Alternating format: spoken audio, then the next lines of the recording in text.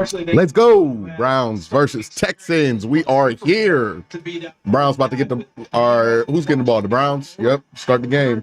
Feels like the Browns have gotten the ball to start the game like every week for like the last month. Player of the week after knocking through a 54-yard field goal in overtime to beat Tennessee. We'll get things started. We're underway. Pierre Strong, the deep man, and this is returnable. Strong takes it at the 5. Good cut. Oh, good cut. Good cut. Strong gets to the outside. Nice start. Browns will have excellent field position. Fairbairn had to go over to make the play. 36-yard return. Joe Flacco will turn 39 on January the 16th. When we spoke with him yesterday, he said, man, it's been so cool. The appreciation of the people from Cleveland has blown him away. They appreciate the people of Cleveland. How about the Cleveland Browns organization and how he talked effusively about how he's been received and what people are doing, but just having so much fun being in the locker room again and being the leader of a team that could go to the playoffs. Takes the handoff, Flacco. Deep ball to start the game. Has them open. Caught. Amari Cooper at the 5. Wow. What a start. What Flacco does best, airing it out. Just being aggressive out the start here. You get a play action. Look, they're playing with multiple backup safeties in this game. So you want to attack them. They went straight at Ward, and they got it. More of those plays are available because of the big arm that was on display there. Amari Cooper, the first Cleveland Brown all time, consecutive seasons of 1,000 yards receiving. When we asked him about it, he said, I did a double check there.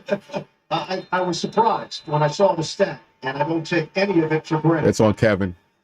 Yeah, he called. Interesting. Looks like we're going to get a timeout right out of the gate. So taking a while to get down the field with the play clock winding down. But look at this. They show it like it's a running play because of the great call. Meaning Wyatt Teller, the right guard, pulled from right side to the left to give the feel of a run. That pulls people forward towards the line of scrimmage because Cleveland is known as a running football team. And then Cooper just runs down the field. Flacco wow.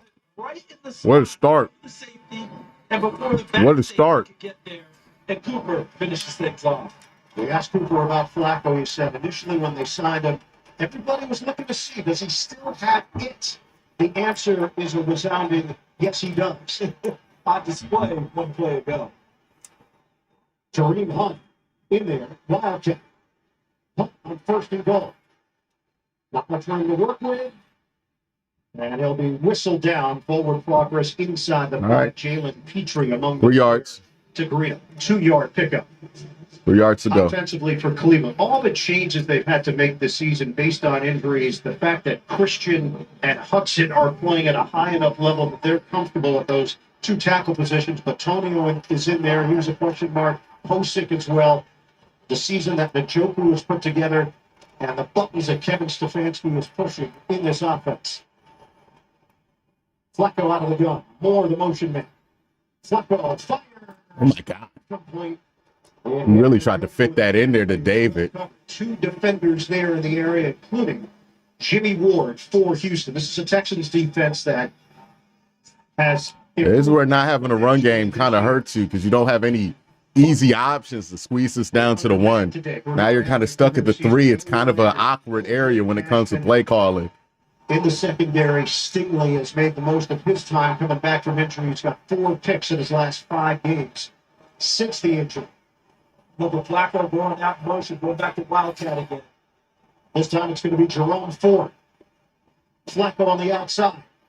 Ford. Let's go. You got it. You got it. Touchdown. There it is. Great call. Great start to the game. My goodness. Good block from Hudson to help create space. Wow. And the Browns punch first. And look at the block there by Tillman, number 19. Easy money. There's Hudson, 66, getting out in front. And what was interesting about the play is they brought Flacco back around like they were going to pitch it back to him and let him throw it. That's called ghost motion. And boy, there was no one home on that one. They thought Flacco might get it, and Ford was able to waltz to the corner and get into the end zone. And they're just a different pep in the step of the Cleveland Browns offense. since the addition of Flacco, the opportunities and options that they have. Hopkins tacks on the extra point. When they say faith is belief without evidence, they have evidence. That's why they believe. Joe Flacco to Amari Cooper to set up the touchdown. Jerome Ford takes it in. 7-0. Cleveland. NFL Sunday Ticket is now starting at $39 for the rest of the 23 season. So you can watch your favorite team in the race.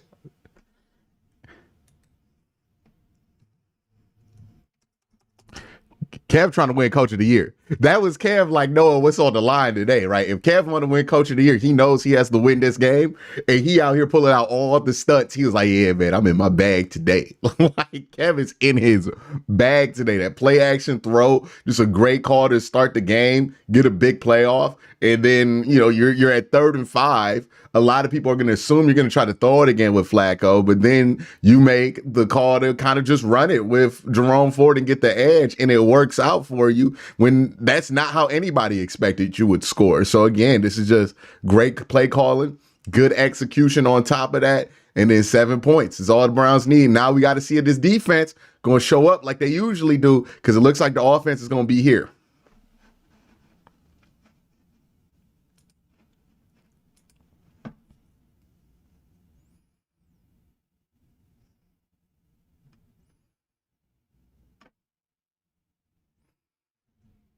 Easy money, easy money.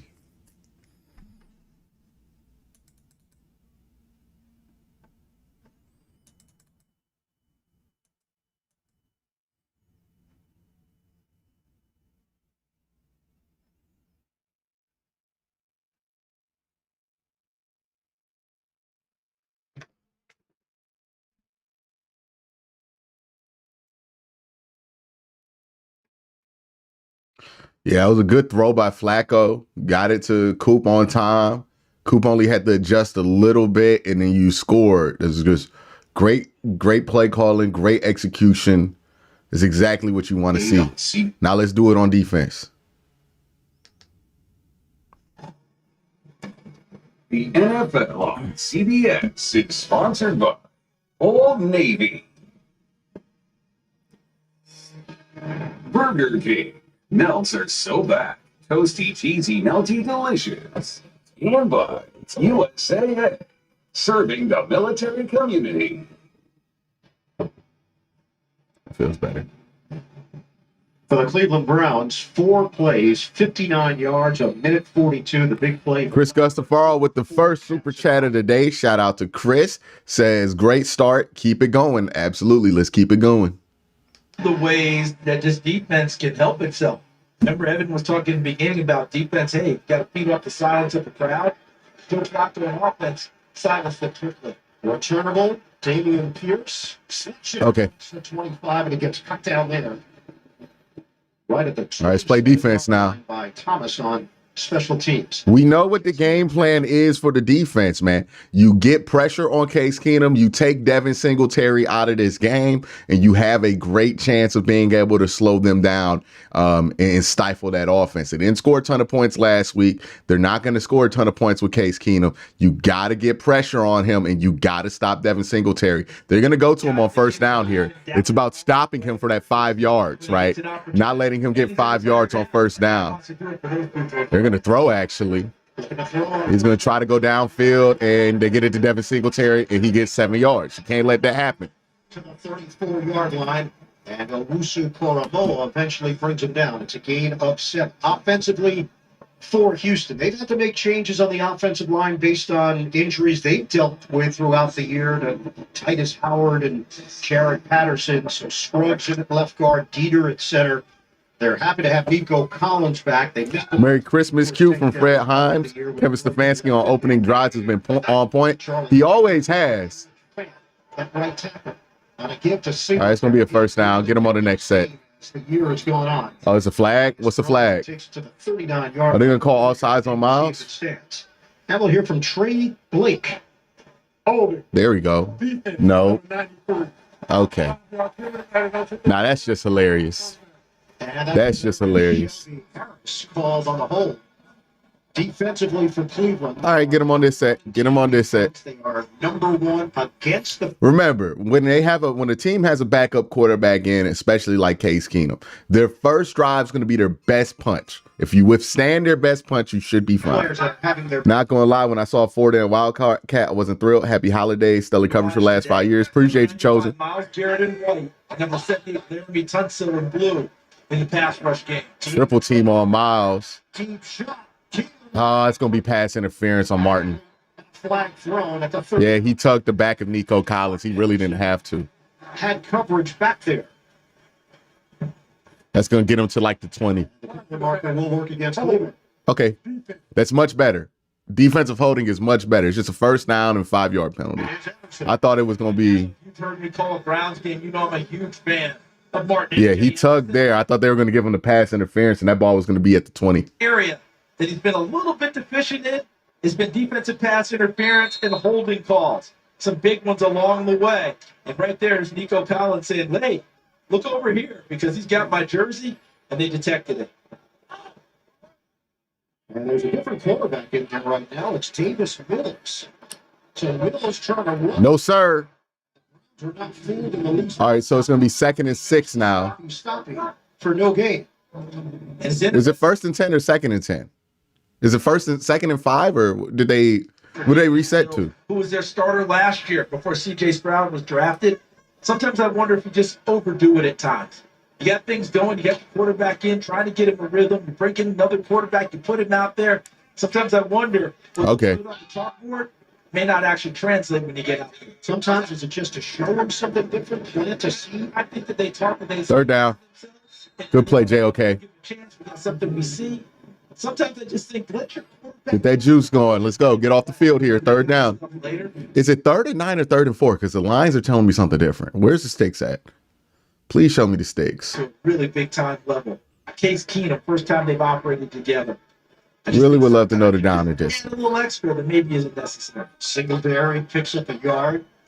Where are the stakes? Where are the stakes? Rushes for 100 yards. Became the starter in week 9. Okay. Yeah, it's 3rd and 9. This is a 3rd and 9. Opening drive of the day for Houston. Nickel package here for Cleveland. Oh, false start. False start. Laramie Tunsil. 78. False start. Offense, number 78. There it is. 5-yard penalty, 3rd down. It's the Pro Bowler, Laramie Tunsil. And send your thank you to Juwan Taylor, Kansas City, Lane Johnson, Philadelphia. All the attention early in the season, it became a thing. Everyone looking for it. How fast are these offensive linemen getting out from their stance? And sometimes, all right, get them off the field here. On the snap, just ahead of other people. It looks like they're going quickly. But in this case, Laramie Tunsil, a count too early. Chase Keenum was won a game with 6 different teams in his NFL career. There we go. There we go. There we go. That's their best punch. That's going to be their best punch. Punt it away. If you play solid defense, you shouldn't have nothing to worry about. Thrown downfield, how much space these wide receivers have, whether they make the catch or not, because a lot of man-to-man coverage from Cleveland, very tight, suffocating type coverage. They're going to contest almost every throw downfield. Cameron Johnston's been a busy man since 2021. Most punts in the NFL, signed with Houston that year, formerly with Philadelphia. How about this cat and mouse with these special teams? Both special teams coaches know each other quite well. Adjustment there by Johnston after the rush. Crochet with a fair catch brings it in cleanly at the 11. It's a 43-yard kick. All right, offense, let's build on this. But we come back, first quarter action. Some scores around the league right now. Not a lot going on. As you guys know, the Steelers whipped the Bengals last night, which was an interesting outcome for the Browns. Then you have the Lions versus Vikings. Lions up on the Vikings. You have the Browns up on Tennessee. I mean, not Tennessee, Texas. The Texans. You have the Packers tied with the Panthers right now. The Seahawks tied with the Titans. And the Colts are up 7-0 on the Falcons. So that's the scores around the league. When it comes to standings, I think the one game that does matter for the Browns, or at least has some implication on the Cleveland Browns, is that Colts Falcons game. But other than that, I think everything else is pretty inconsequential other than the Browns Texans. But again, if we're not at that point, if the Browns win versus the Texans today, they're not clinched, but they're virtually in. It would be almost impossible for them to miss the playoffs if that were to happen. So basically, Browns take care of business, they can get to the playoffs, all things will be good. They don't, they won't. So it's all in front of them, to be honest. You don't really have to rely on anybody else helping you out. As far as the division goes, the only game that matters for that is Baltimore versus San Fran tonight. So we'll all watch that. But right now, just got to take care of what's in front of you.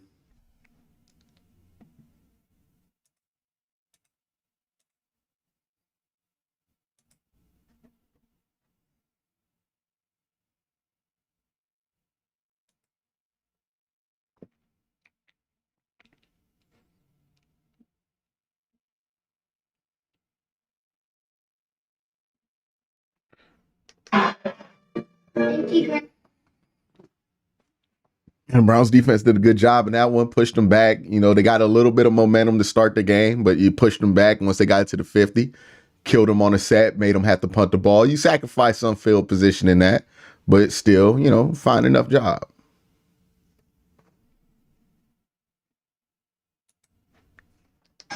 It's the season for streaming on Paramount Plus. Don't miss live sports like Super Bowl 58, original series like Frasier, Lawmen, Bass Reeves, and new movies like Good Burger 2. Stream now.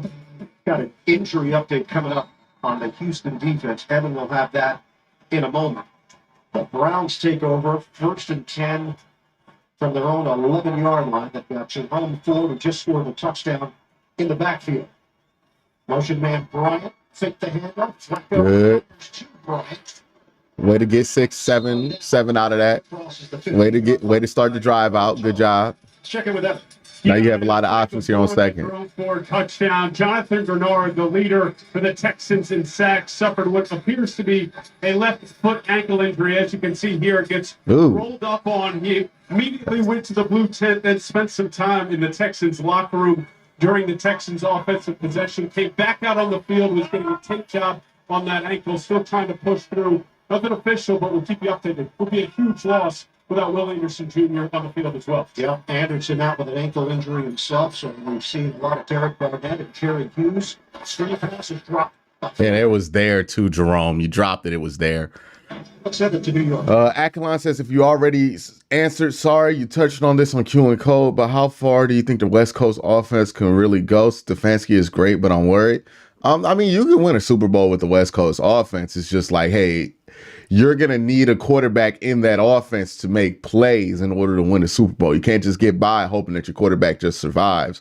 Think with Joe Flacco. He will make negative plays. He will also make plays. So he's the kind of guy that you can win with if he gets hot, but he can lose you a game if he gets cold. 3rd down and 4. Flacco. Flacco. Get rid of the ball. Get rid of the ball. Oh, my God. Speaking of hot. Oh, my God. Wow, what a play by Joe Flacco. It's interesting because the perception is that Flacco's not that mobile, not that agile. The reality is quite different. And the other part of it is he's a big man. So you're talking about 6'6", right? 240 pounds or so. So you got to bring everything you want to get him down. And everyone just gets stuck there. Watch, he's there, but no one can get a firm grasp on it. In fact, they never even get to him. Jared Christian, 64, kept the defender from getting there and allowed Flacco to exit out and find his target. So a new set of downs to work with here for the Browns. Ford, the running back. Give it to him. Ford. Ooh, what a hit. Stood up. What a hit. Not going to break away from Christian Harris, the linebacker. No gain on the play. All right. Alabama, let's get in the empty or something. Let's spread them out. Well, actually, what's their base set look like? Recent weeks. He's the type of guy that is described as everything you want in a play. Let's get him in base. He's always going to try. Nah, they're in nickel. The right way, and he's been doing it the right way over the last 4 or 5 weeks. Really good job using the speed that you mentioned to get to the play. Y.J. Sanders in there now defensively for Houston, so they're rotating defensive ends. Give up the middle. Now the Texans are ready for It just ain't there. That was Kurt Heinisch, second-year defensive lineman from Notre Dame. You are so right about the rotation of defensive linemen. For Houston, partly because of the injuries, they've had to go deeper. The other part is just to rotate, keep fresh guys out there, and they're doing it situationally. D'Amico Ryans, Matt Burke, the defensive coordinator, different guys on the field depending on down and distance. Bernard is back on the sideline for Houston, no helmet. 5 defensive backs here for the Texans, 3rd and 10. Throw that shit up the Coop. Throw that shit up the Coop. Coop won that release. Flag thrown back at the 13 in the area where Flacco released it. Mighty says Patrick Flacco out here. Yeah.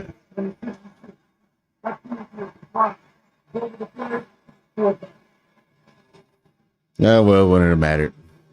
Right side, there he is. We gave the double right there. Yeah, he held. Now watch Coop on this screen here. Yeah, you see Coop free on that release. Why he should have got it to him, boy. You see Barnett getting pulled and tugged on, good call by the officials finding out. So it is that Cortez is averaging just under 50 yards per kick. Team man is the veteran Robert Wood standing at the Ooh, that didn't come off right. kick. Sailing, Wood's range is over. Good punt. From the 22. Operating along the sideline and does. Nice. Out of bounds as he crosses the All right, defense, do your thing. 5-yard kick. Do your thing, defense. Return. Case Keenum back on the field to lead the Texans offense, trailing the Browns 7-0. You are not related. There's no ancestry connecting you. But look how similar you are. You work. You keep going. You may not be brothers and sisters, but if tough were a gene, you would be. Yeah, I think 2 things happened on that drive that really killed it. One, you had that drop screenplay from Jerome Ford. I think Jerome Ford had legitimately like 35 yards of room at least on that screen. He drops it, you get nothing. Then you get that play from Cedric Tillman. You try to get the run game going. It's not going. And then you have an option there on 3rd down to get that release with Amari Cooper, but the holding call would have negated it. And then Joe Flacco didn't like it for whatever reason, so I have to look at the film to see if there's a reason he didn't like it.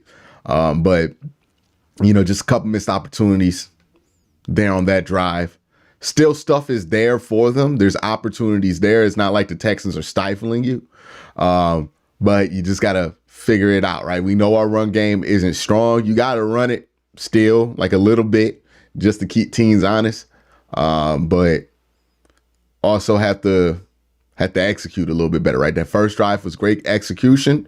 This drive, I'm a little bit more sloppy, but let's see what we do on the defensive end. We know you're not going to get perfect execution every drive. And like I say, I think as far as true drives from the 20 goes, you really want your offense, when you have a defense like this, give you 2 or 3 drives, right? They can get field goal points off of short drives and everything else like that. That's not what I'm talking about. I'm not talking about just scoring 17 or 21 points. I'm talking about just give me 3 good drives starting at the 20, right? If you give me 3 good drives a game starting at the 20 with this defense, I think you can win any game you play in. State Farm. Right now you got 1. Got to get the other 2.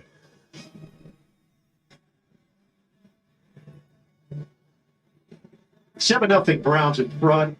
Happy holidays, everybody. Merry Christmas. Our CBS family. Special thanks to Hans Waters. Some would call him a genius. Some for putting together those beautiful. You think a healthy Chubb would struggle with this battered O-line? First down. Through a screen. That's got to be a hold. They got to call the hold. That's an egregious hold there on JOK. But a penalty marker. Thank you. Thank you. Thank you. They held the shit out of JOK on that. That's coming back. That's coming back. Look at JOK on this play. He comes out there. He's about to get off this block, and then they just hold him. They didn't show the right angle. The single number 7. Yeah, okay. There you go. Bring that shit back. Come on. Come on. Scruggs. Now, I knew he threw a good block. I didn't realize just how good that block was to draw the penalty, because Juice Scruggs get out from line scrimmage and get out in front of everything. So watch Scruggs, number 70, to the left side. He's going to be the one that gets out. And he's going to be the lead on this swing. Nobody got it on camera. Get the wide. The wide has it on camera. And they're picking him up.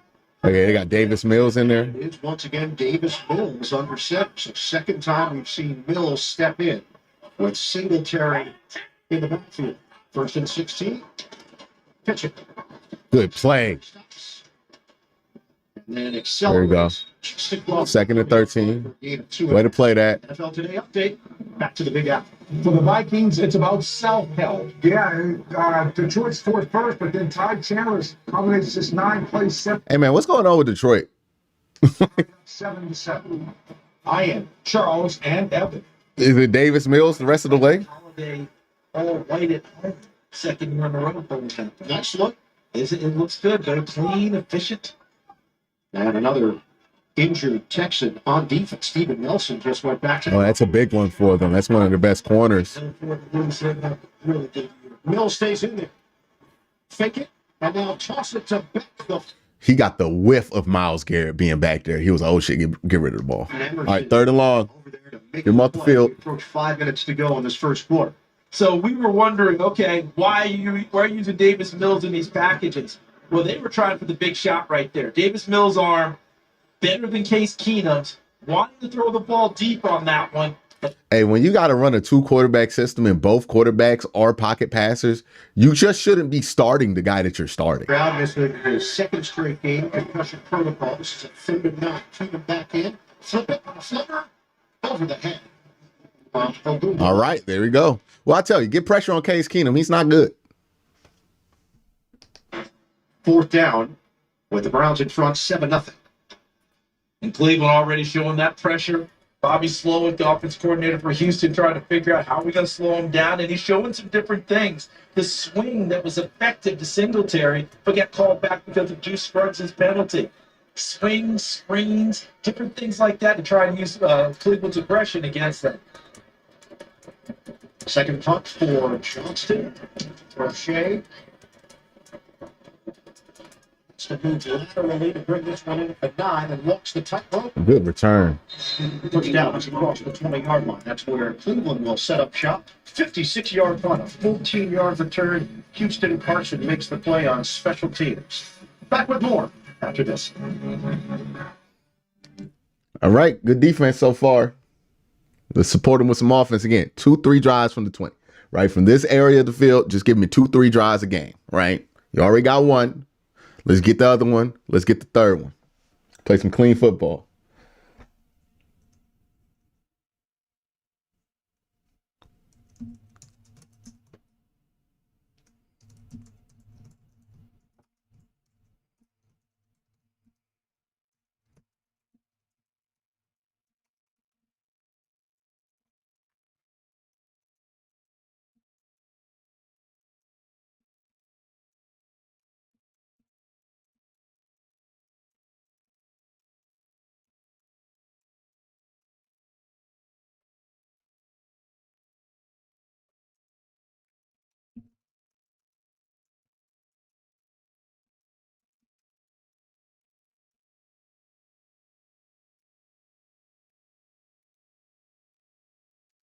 It's in there.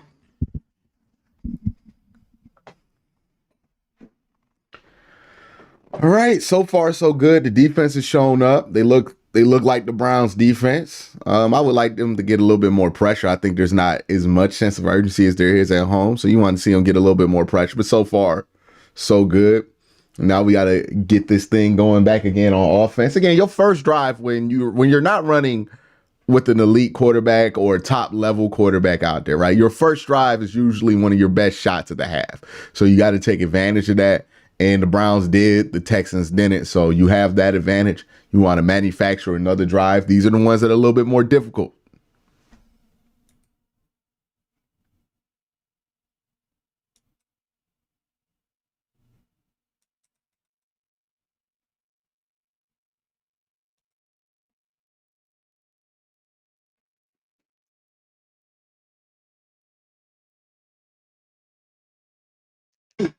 Big triple header starting at 1 p.m. Eastern on CBS and Nickelodeon. Then Week 17 kicks off with Thursday Night Football on Prime Video.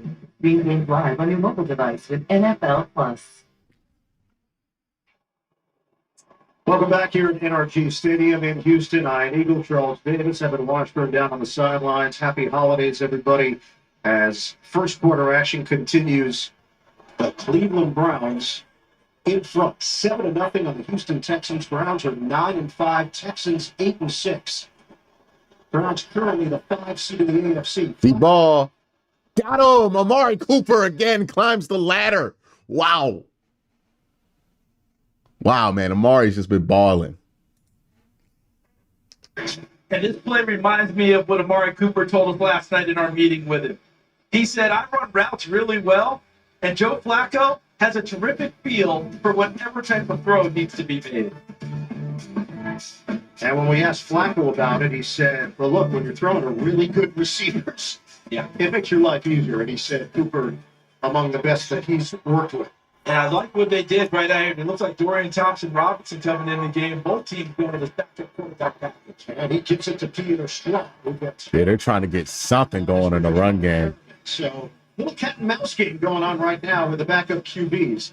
As we send it downstairs to Evan. Yeah, guys, and this Texas defense is banged up right now, down 3 starters. Jimmy Ward's added to that group with a quad injury. He's listed as questionable. You mentioned Steven Nelson lying with that right foot. He's currently in the locker room. And Jonathan Bernard with that left ankle, still in the blue chip right now. Has come out a couple times trying to get back in this game. It just doesn't look like he's right enough to go back in. So 3 starters down for Houston. And I would attack if I'm Cleveland.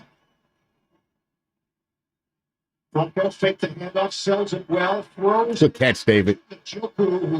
Wow, good catch. Dangerous throw, good catch. Christian Harris. Good catch. New names in there. DeAndre Houston Carson is in. Kadar Holman is in. Desmond King seeing a lot of action as he did a week ago. And playing off of Evans' report, and the ball gets tipped there, Barnett. Okay, that's what happened. It got tipped. Great catch there, David. A little bit. You're going to backups there.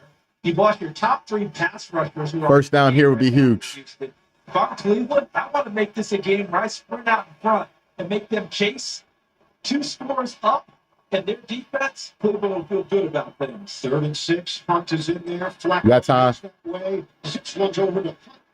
That is tackled quickly. 2. All right, play field position. Get the field position. With Derek Stingley Jr.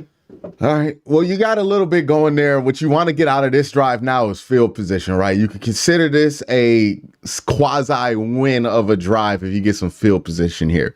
So if you could get this punt within the 10, you can salvage a lot of what you wanted out this drive. You flip the field. To mention that Desmond King, Derek Stingley combining, forcing Cleveland to punt, and their way goes those dreams of being up 2 scores on this possession.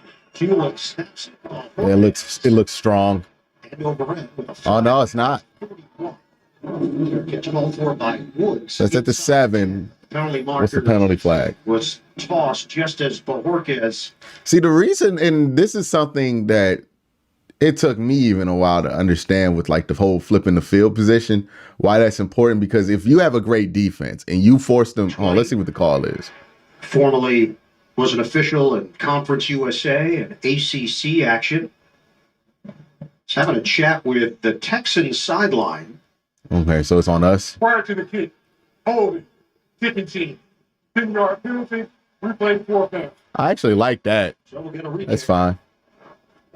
But the reason the field position is so important there is because if you get them to the 7 or the 5 with the punt, and your defense holds and only gives up like 5-6 yards, gets a 3 and out, then you get the ball right back where you left it, right, when they punt it. Pick number 3 overall, one of the better cover guys. Because they'll probably punt it right back where you had it. Don't overlook how good Steven Nelson plays on the other side. Because when you have a superior cover guy, the other guy's going to get a lot of work, and Steven Nelson has stood up to the task. So a redo here for Bojorquez, 50 on the clock.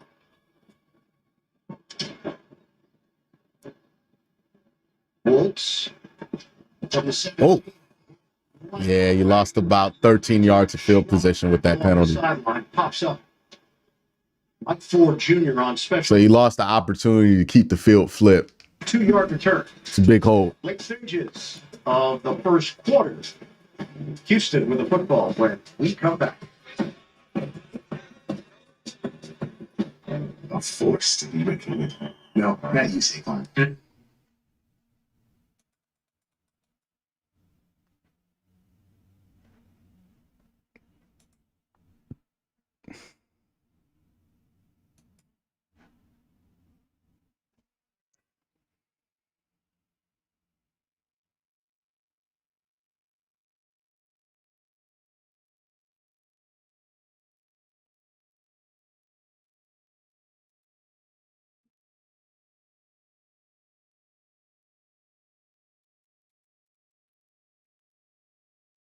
Yeah, the Browns have absolute. Look, there's nothing positive happened. Like there's been one positive play to the running backs all game. Well, two.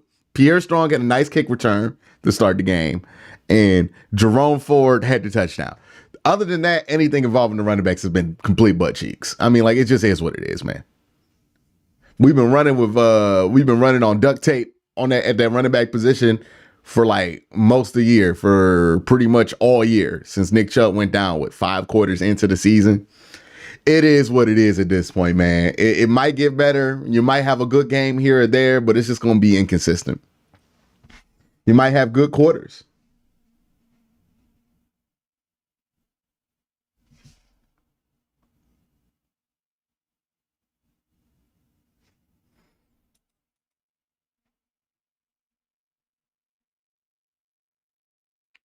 Check in on some scores around the league. Right now, the Commanders are down 17-0 to the Jets. Oh my goodness. The Lions and Vikings are tied. The Panthers are down 7-3. The Seahawks and Titans are still tied at the end of one. And the Colts and the Falcons are tied at the end of one. 7-7. The Patriots and the Broncos. Mile high. NFL Holiday Classic tonight at 8, only on NFL Network. Who the hell is watching that over the Ravens? The Texans. Merry Christmas, everybody. Where is the breathing apparatus for that mask? The holes are by the eyes. I saw. Oh, that is tonight. It's in the instructions. I don't think it is. Get him, JOK. Flat down. Andrew Beck was the safety valve as Keenum nearly got brought down by a Wusu Polo. Hold it. Defense, number 23. 5 yards. Again? That's number 2 on Martin Emerson. You know, I'm going back and doing a little bit of research for this one, and we've seen some of it. I love what Martin Emerson brings, but you see the grab right there off the line of scrimmage. They're just being ticky-tacky today. Keeping an eye on it because during this season, defensive pass interference against the Rams, against Tennessee, San Francisco. They're only at the 25. Calls. But he's so aggressive and so good on the corner, he learned to live with a few of those. Can't have this happen. Can't have this happen. He crosses the 40-yard line. Can't have this happen. Definitely bringing the juice. 17 yards to Anthony Bell makes the stop. And this is exactly what you need to do. And Bobby You cannot let Devin Singletary get going. Into it. Look at the double team there. Yeah, they stacked it. We weren't there. Till 78, they help create the game. Price of being aggressive. Singletary hurdle through. You may get a few negative runs against this Cleveland front, but you can't stay with it. Singletary again. There it is. There it is. There it is. Leading that much better. Much better. Singletary to no gain on the play. And right on back-to-back plays, we see exactly what Houston's dilemma coming into it is. When you run against this front and the way Cleveland plays, they will create a lot of lost yardage, no gain plays. But you got to continue to stay with it and run it. And the payoff runs like Singletary. Help keep some of that pressure off of your quarterback because we know how fierce the pass rush is with the Browns. Singletary, formerly of the Buffalo Bills, signed a modest deal, 1-year deal with the Texans. Oh, Taki. 2nd and 10. There's a flag on the field. Another flag down. That feels like a procedural penalty. Around the lower legs. 2-yard pickup. Penalty marker thrown at the 41. 22 seconds left here in the first. Offside. Offense. There it is. Line up in the neutral zone. There it is. And it is Robert Woods. Almost feels like a rash of wide receivers in the neutral zone. Kadarius Toney being the most prominent at Kansas City. But we just saw Bobby Slope, the offensive coordinator. Already in this first quarter, we've seen a variety of plays to try and take advantage of the aggressiveness of the front of Cleveland and how fast they get upfield. The screens, we just saw a shovel pass there. The quick hitting running play. Where's this ball at? Is it back at the 20? Up towards the line of scrimmage into the backfield and try and go against them and find a crease. They don't have to run a play, and they won't. Time runs out here in the first quarter. Okay. So All right. End of the first quarter. So far, so good for the Cleveland Browns. I would say defensively, they've been showing up, doing what you expect them to do.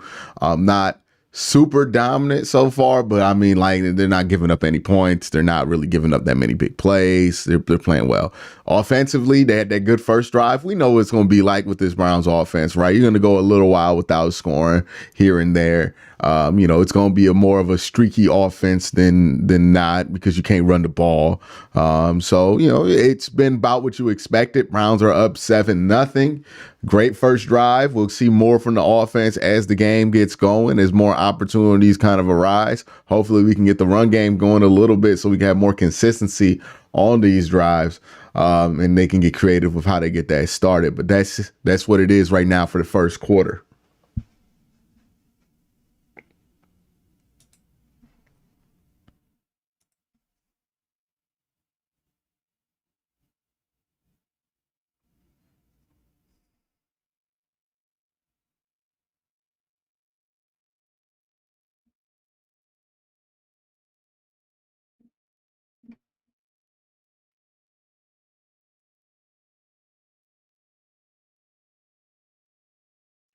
My man Ray Rag says Case Keenum's deep balls look like Ephus pitch.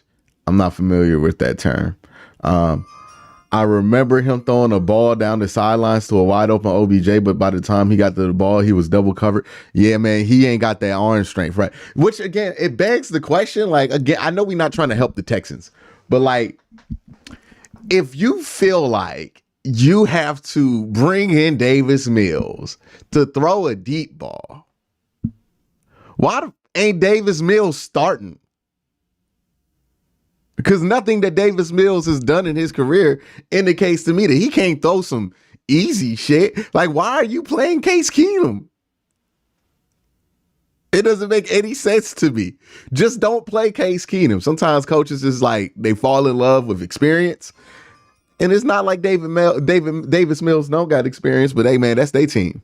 Jayon says it's going to be a tough run to run the ball, especially against the defense. But if you could just find a way to get fairly consistent running in short yardage, this can be very impactful in its own way. You're just going to have to open up the field in alternative ways. Like, you just can't rely on running that ball. You don't have the bodies up front to be able to do it consistently. A little bit of that. That's just a whole lot of fun to hear the discussion after. You should see Toro doing wheelies. deep drop, step up, Keenum delivers underneath, catches made by Schultz. All right, 3rd and 12. A Ford. Let's see how they try and keep things going as we look at the first quarter stats here. Look at 3rd down. 0 for 2 early for Houston, 50% early for Cleveland. Let's see how this thing plays out. Bobby Sloan trying to find a way downfield, and those corners so suffocating in their coverage. Notice we haven't got Nico Collins going yet. Their big-time target. I think Dalton Schultz, the tight end, is going to be a huge factor in this game, trying to win his balance. Keenum is 4 or 5. Ooh, Greg Newsome. Comes up short. All right, get him off the field. To get to the 48-yard line. Now, again, this is part of, like, it's the small shit, right?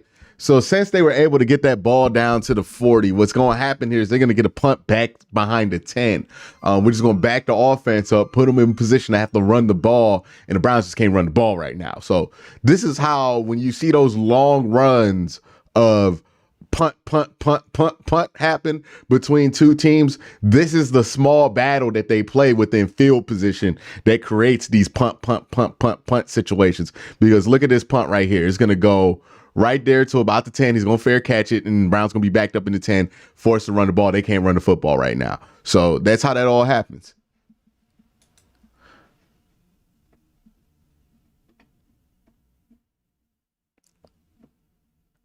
My guy Zachary Davino says battle of the two possible coaches of the year here. Yeah, I don't know how anybody has a better argument than Kevin right now. Like, I understand it. I think all the arguments that aren't for Kevin Stefanski getting coach of the year are very bad.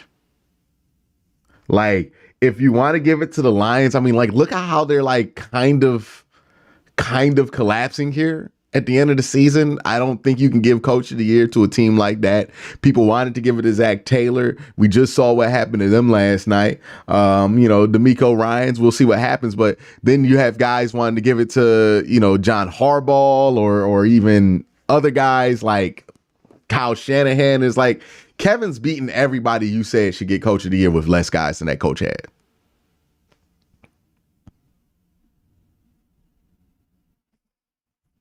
I just don't see a good argument for him not to be coach of the year.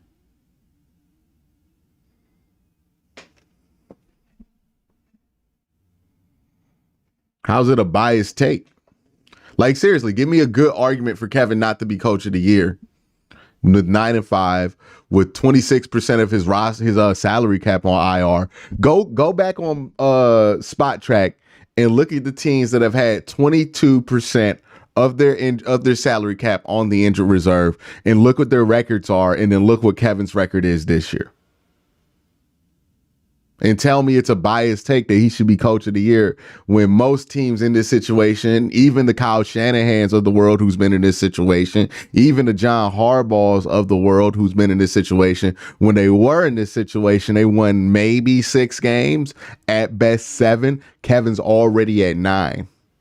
How is that a biased argument, saying that there's really no good argument for anybody else to be coach of the year when he's doing this under this amount of circumstance that would test the coach? I really don't see how anybody's making an argument against it. This is Santa Greg Newsom from the Cleveland Browns, wishing you all a Merry Christmas. Ho, ho, ho. Happy holidays, Q, and everybody in the chat from It's Austin. Thank you, It's Austin. Happy holidays to everybody watching. The Browns are up 7-0 on the Houston Texans. Cleveland takes over 1st and 10 at its own 10-yard line with Jerome Ford in the backfield. Flacco is 6 of 9 for 90 yards, including the 53-yarder to Amari Cooper. Handoff for Ford. Works the middle. Come on, get to 5. There you go. To the 15 for 5. It's a big run right there. It's a big run right there. I'm interested in watching this series because Houston's defense, I think, has done an excellent job since that initial strike of parrying what Cleveland's throwing at them. And they're doing it with a lot of backups on the. Ray Rag says the defense seems to be tackling much better so far today. That was part of the problem in the other road games. Yeah. Houston Carson, number 30. I would agree with that. Jimmy Ward being out. If I'm Kevin Stefanski, I'm going to try and isolate some of those guys and see if they're up to the task. 2nd and 5. Another handoff. It's full. Good run. Good run. There we go. You needed that. Takes it to the 25. Brought down by Jalen Petrie on the play. All right, let's keep going. And they get Wyatt Teller involved, number 77. This is why he's been to Pro Bowls and been an all-pro player. He pulls and gets out in front. Running backs love to see 77 right in front of them. So they can get behind him, who's at his best in the run game, mauling people, and a really good, effective pulling guard. Extra offensive lineman eligible. It's Nick Harris. Oh, they're going to play off this. They're going to play off this. There you go. Flacco sits, throws. 1-on-1. Cooper's got it. Cooper's gone. They set it up perfectly. What's the flag? What's the flag? Joe Flacco with the bomb to Cooper. What's the flag? 75 yards. Pass interference. Okay. We all good, baby. Let's go. Double play, touchdown. When you find someone on the field that's not a frontline starter and has See what the Browns, that's what the running game, just having 3 good plays was able to let them do, right? They had 3 good plays. They were able to move the ball with 3 good runs. The defense started to screech in. You bring in Nick Harris to bait them, saying, hey, we're going to run this because we got our fullback in the game. They then clamp in tight one-on-one coverage on Amari Cooper, which means you have the deep shot if you pull it out for the play action. Great play call by Kevin. This has been a masterclass by him so far early in this game, but in good execution by Joe Flacco and obviously Amari Cooper to get that score in there. But that's how it works, right? You get this thing to work, you get that thing to work. They start biting, you bait them with bringing in the fullback, and then you play action and go over the top of their head for a big-time score.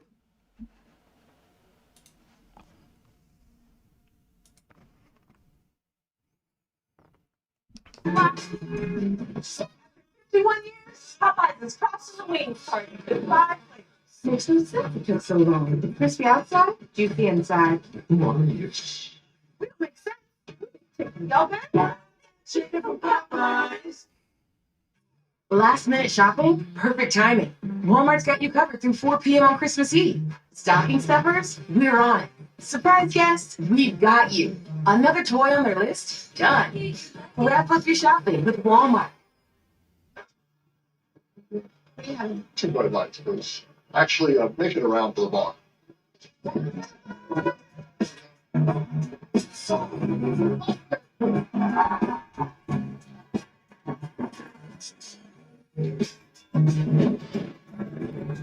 Great play call right there. This is a great play call. You get what you want there. And I know some people are like, well, why did he ignore David Njoku wide open there for the first time? Because, look, man, you get that shot maybe 2 times a game with Amari Cooper where teams are willing to let him get tight press coverage on him. You have to take that shot. It's worth missing if you miss. You got to take that shot. And, again, that's why you like Joe Flacco, because when he's hot, he's going to take that shot. My man Jerry Winkler with a 50 bomb. Says, Merry Christmas to all. Thank you for all that you do, Q. Thank you, man. Appreciate you. Appreciate you, Jerry.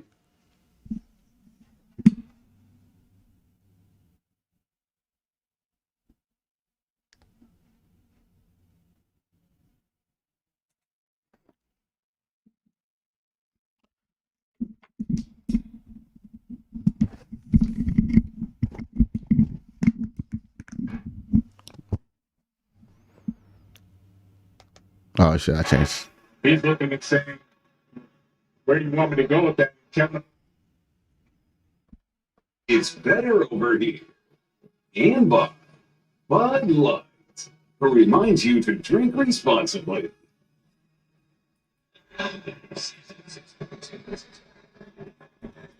Merry Christmas, everybody. 14-0, the Browns in front. Joe Flacco to Amari Cooper. Cooper said last season the guys in the locker room were calling him Unk, and that made him feel old. Then Joe Flacco showed up, and he said to himself, well, I'm young again. Life was good. No one embraced Joe Flacco quicker than Unk did, because now they weren't calling him Unk. They were calling Joe Grandpa. Kicked off, Hopkins to Pierce. Still going. Pierce. Shit. Are you serious?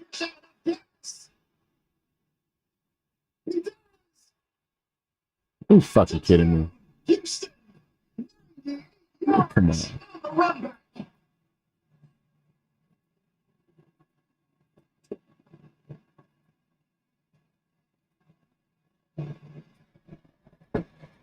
Frank Ross, the special teams coach for the Houston Texans, trained under Bubba Ventrone, the special teams coach of the Cleveland Browns.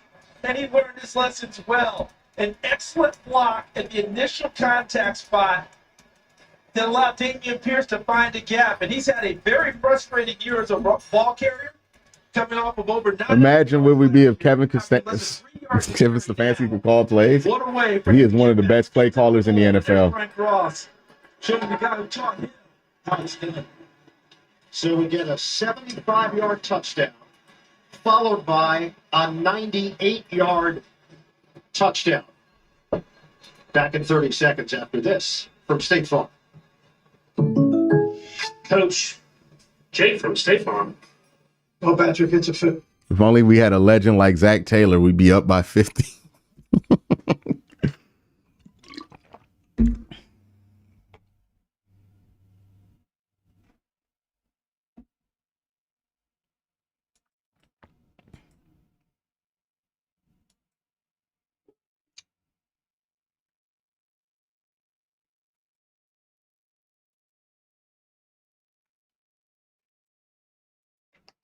Bill, you mentioned it, the connection, Frank Ross. How does this score change the defensive strategy? Well, it doesn't, because it's the same defensive strategy as it was before, because you gave up a kick return touchdown. Ever required this in this moment, Ross and Pierce. And he, obviously when you train under someone, you start to see things in a similar fashion. Now, can you put your own twists and turns on things? And this was one of those games where both special teams coaches were, I know he knows, I know. How do you figure that? If I was going to rank looks in terms of intensity from coaches, I think special teams coaches have the most intense looks consistently week to week in the NFL. Other than Coach Cower and the jaw, he takes it. Other than Coach Cower takes the time. I'm with you. And I would take the special teams coach, give them their own category, and let everyone else play another. I think that's what we're doing.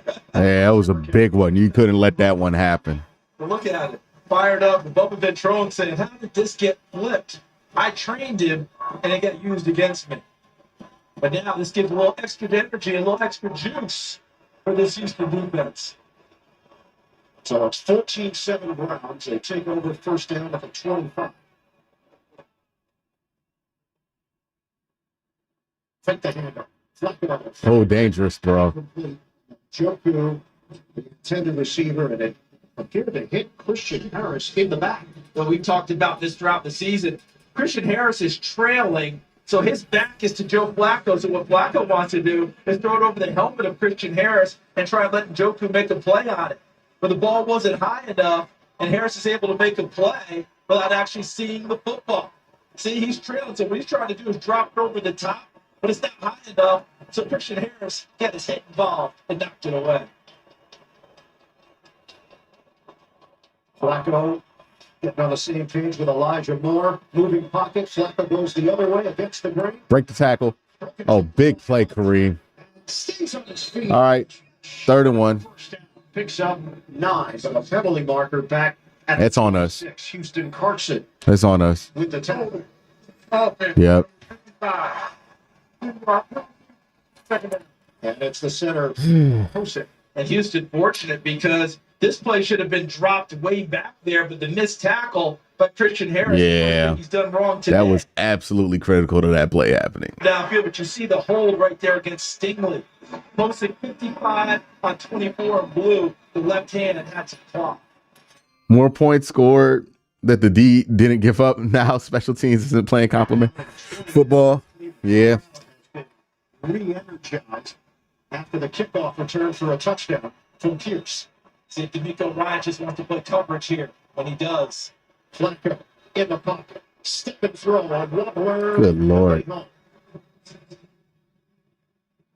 It was in the area of the. Hey, just dump this off. But boy, that one really sailed on him. It almost looked like he was trying to throw to someone behind the Joku, and no one was there. There's Matt Burke, the defensive coordinator, working in tandem with D'Amico Ryans. Just don't turn it over. Get to a punt. You're fine. Matt Burke, a defensive coordinator in this league from previous stops. I knew him in Miami in that role, and he really does a nice job in that defensive front. 3rd and 20. Nickel package here for Houston. Flacco will go with the short one to Njoku. It's wrapped up the 21. Jalen Petrie, first man there to take. All right, stop him on offense. Kill the momentum on defense. And the Browns will punt. And this call from Kevin Stefanski is one that is really an acknowledgement that he has the defense and he thinks can handle anything. So we're not going to do anything crazy in our own territory and turn the ball over and make it a short field. See what you can get here. Bojorquez has a big leg. Punt it, see if we can shift some field position, and let our defense take it from there. Good coverage by Houston. really good series by the Texans on defense. Morgan is waiting for this snap at his own 6.5-yard line. Woods, fair catch, brings it in at the 33. That's where we're at Houston. That's a bad drive by the offense. It's an awful drive. Not only did you not get anything positive, you went backwards. So you cost yourself, you cost the defense field position as well. You gave them the ball at the 30. Just an awful drive there by the offense.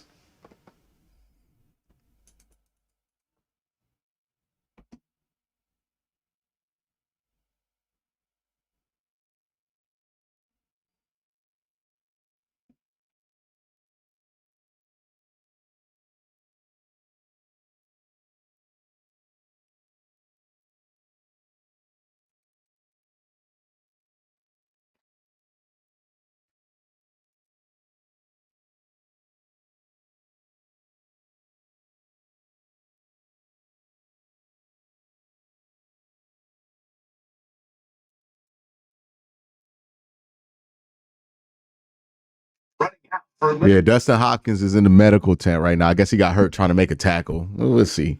Sometimes kickers just go to the medical tent just cause. Yeah, I think he's fine. Probably like hurt his hand or something like that.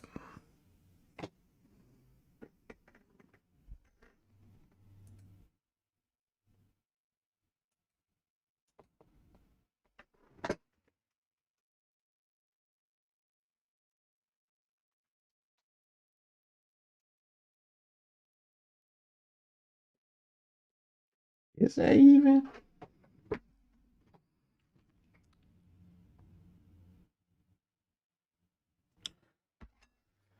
Yeah.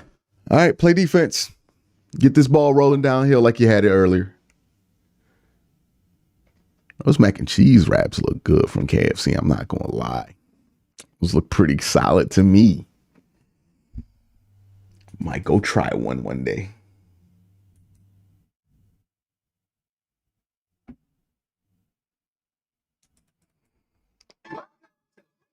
This place looks haunted. I mean, it is haunted, but you know what?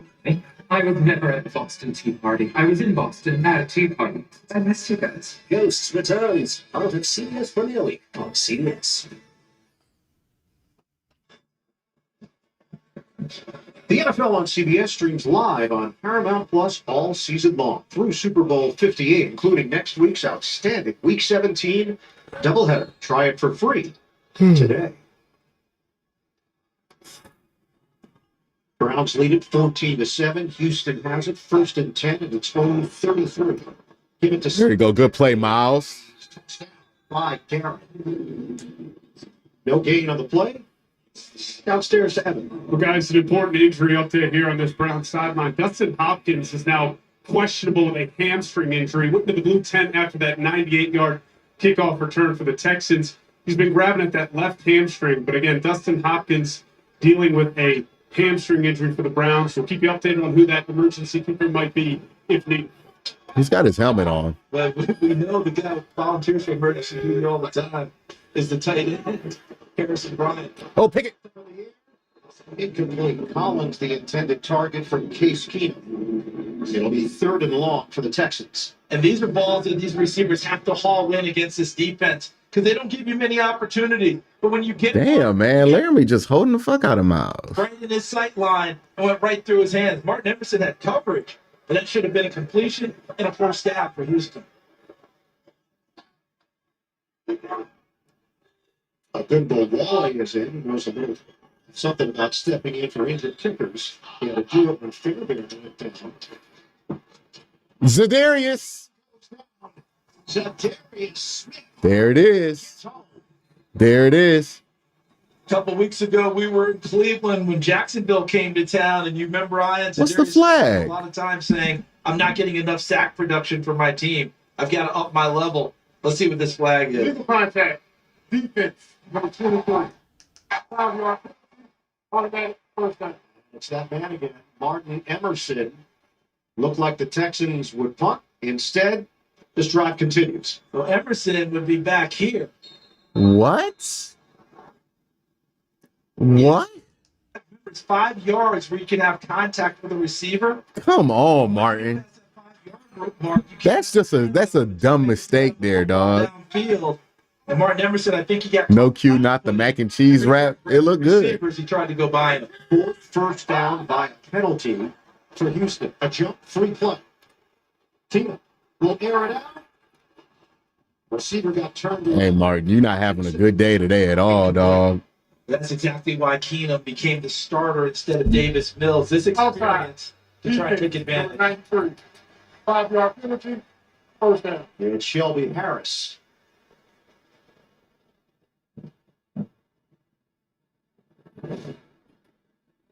Hudson looking back, and then the ball's on the opposite side, trying to make the adjustment and turn. Couldn't quite get there. Right now, how about this Cleveland defense? I had a little bit on the jumpy side, and I don't just mean it to be a pun about the offsides. Penalties here, racing sacks, 7th penalty of the game so far. Pierce is in. The zigzag by Pierce leads to a first down. It's a flag now. Come on, man. There's so many flags in this game. Hickman with the hit. And that looked like 2022 Damian Pierce getting to the corner. Holding. Offense, number 63. 10-yard penalty from the spot of the foul. First down. And the flag fest continues. Michael Dieter called on the hold. So Dieter, 63. D-Hop really got hurt running. Yeah. And see how the hand gets on his back and he's got him hooked? Anytime your hands get outside of the framework and that happens though when you older and you start trying to run out of nowhere when you ain't ran in a minute. Like when you think the last time D-Hop really sprinted was? Like he probably he got an old man injury right there. Relationship with D'Amico Ryans going back to the 49er days. He was in Washington before that, so he came up through that coaching tree. McVay, Shanahan. Timing play is broken up. Robert Woods with Martin Emerson. There it is. Emerson is getting his nose in there on some good plays and some bad plays. But the thing about him is even if you throw the flags, he's not going to be daunted. You know, he keeps a list of the 9 corners who were taken ahead of him in his draft class, and he can just recite them by rote and know who they are. And he's had a chip on his shoulder ever since. So, yeah, you got a few flags, but it doesn't back him off at all with his aggressiveness. Emerson, 3rd round pick out of Mississippi State in 2022. Give it to Pierce. Good job, Dalvin. The Browns drag him down at the 40-yard line. Dalvin Tomlinson, who has certainly filled a role for this Cleveland defense. They were looking for some veteran leadership. And as Jim Schwartz has coordinated this group, he's done so with a certain accountability. We talked to Jeremiah Owusu-Koramoah, said, got to give a lot of credit to Coach Schwartz. The environment has changed. You really feel the accountability level this season for these guys. 3rd and 7. Keep the pocket. Trying to buy time. Oh, yeah, free sack. And Zadarius gets it. Zadarius gets his sack back. Get his sack. He gets his sack back. There it is, Zadarius. Go ahead and eat. Times you're going to see Case Keenum actually fooled because they showed an all-out blitz coming at him and then dropped people into coverage. One of the few times you're going to see Case Keenum get fooled. Like Case Keenum been a starter in the NFL for 20 years. Stop giving these dudes credit they don't deserve. He's Case Keenum. And there's Tomlinson. There's Zadarius Smith. The sack he didn't get before. Case Keenum get fooled all the time. If Case Keenum didn't get fooled all the time, he wouldn't be out here on his 15th team in 12 years. Jonathan to punt it once again. Crochet lets it good punt. Right around the 40-yard line, so Cleveland will have very good field position after the 34-yard kick. Back in 30 seconds after this from AWS.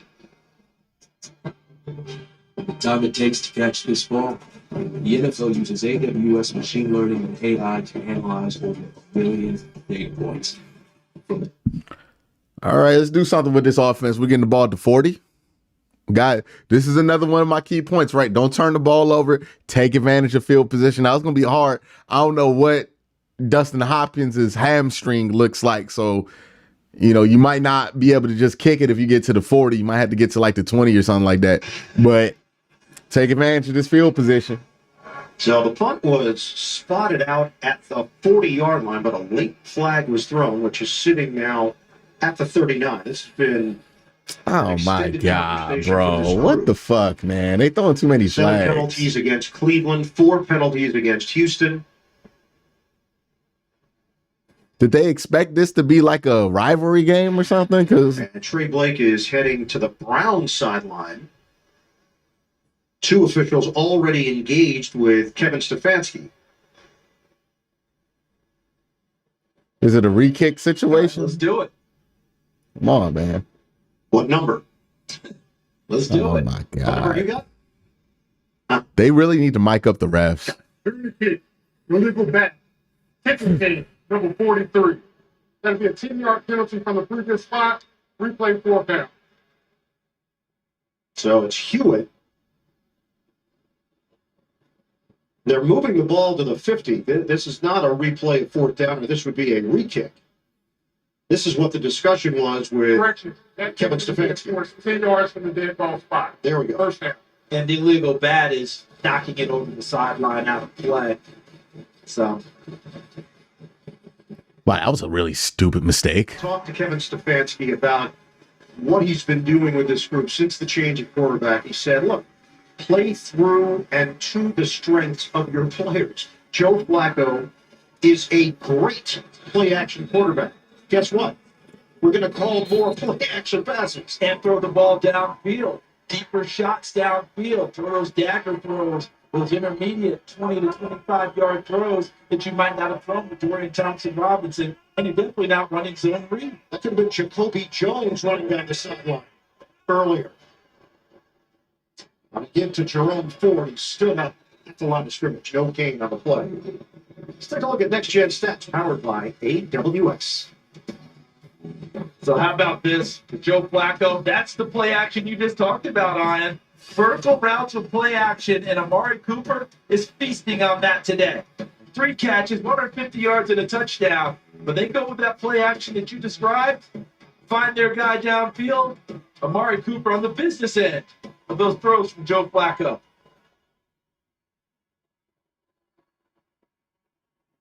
Working out of the gun, Flacco, pump fake.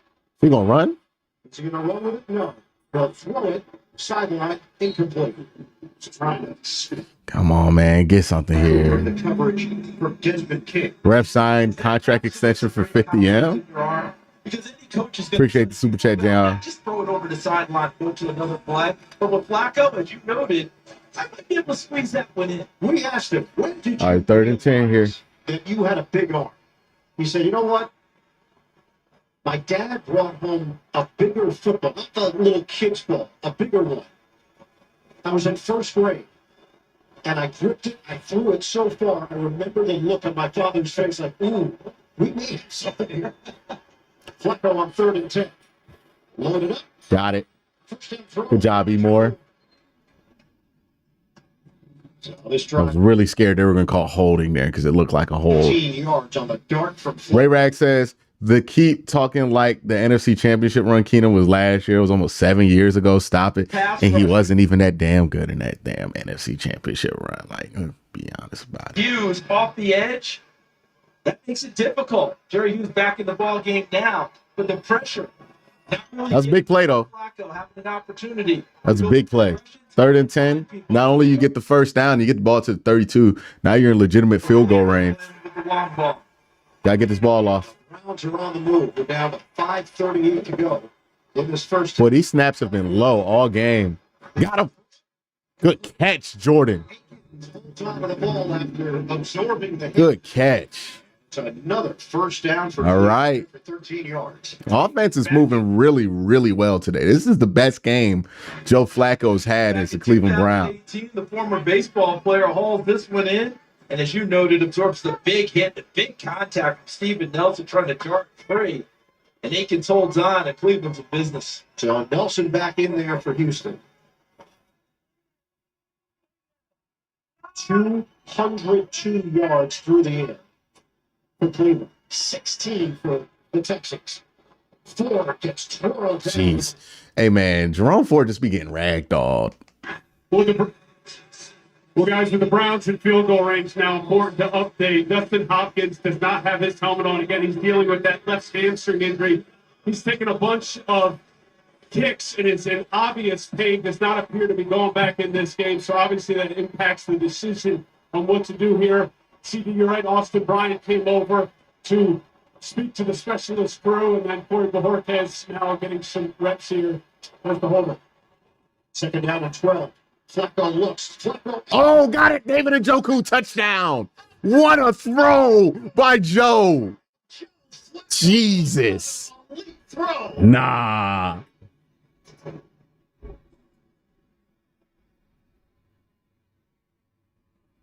I didn't talk about reading the coverage there, Joe Flacco. Look at the safeties. So the middle zone is open for him, right? Split safeties. And Njoku running that stick nod, meaning so looking to the outside, then cutting back to the inside. And he throws it right over the linebacker Perryman and to the outside. That was a sick throw. Oh, my goodness. That was a nasty throw. Look at that shit. Woo. Beautiful throw and execution by Flacco. Who kicking this goddamn extra point, man? Nah, he's on one today, dog. Situation. Cleveland is looking to go for 2 here. We saw this earlier this season with the Houston Texans in the opposite role. And you remember Hopkins has been in this situation before. He actually kicked with a pole. This is smart. Let DTR do this. Seasons ago and finished the ball game kicking.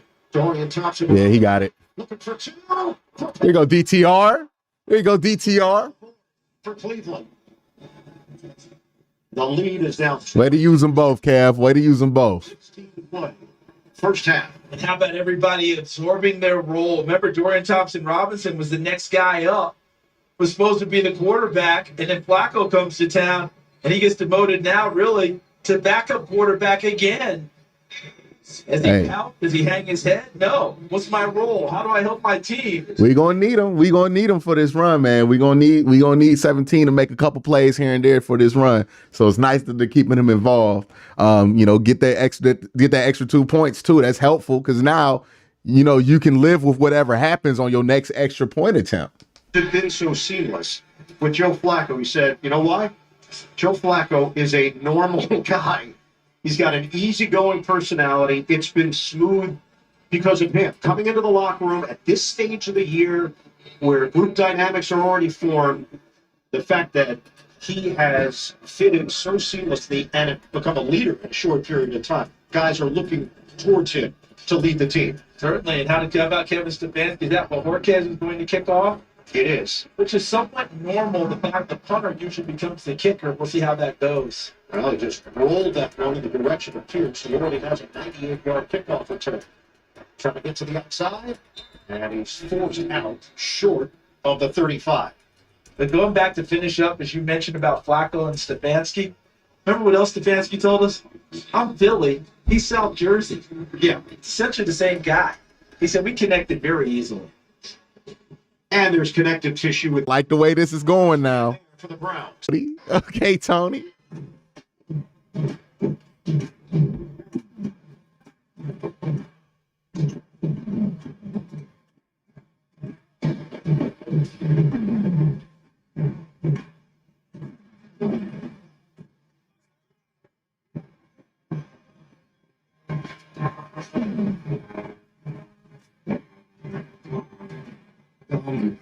Committed to filling the trade gap.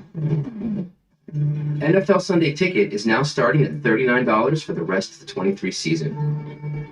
So you can watch your favorite team in the race to the playoffs. Even if you're the only fan around. Sign up now. Welcome to the Sonic Burgerverse. It's like a universe, but with 2 new cheeseburgers.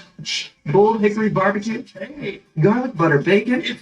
Yeah, nah, this is crazy. Let's see what we can get out here. The Browns always kind of do well at these end of first half situations, these little 2-minute drives. Let's see if we get something going here.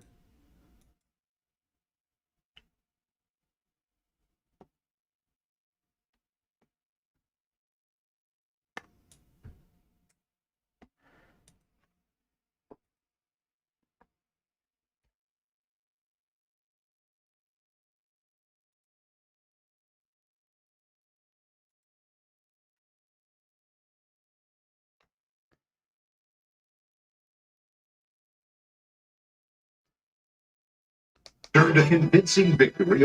But they're gonna start the ball. They're gonna start the drive here from the 35 with 2 minutes and 2 timeouts left. Definitely have time to score. They just don't have a field goal kicker, which is the problem right now.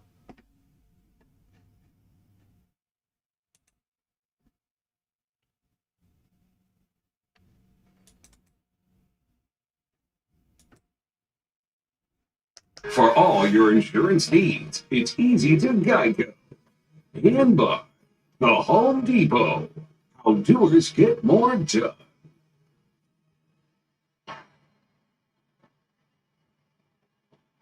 Festive atmosphere here in Houston. Never a great sign when you have more penalty yards. I don't know, 39. Yards. No. 35. 35, That's not 34. the objective.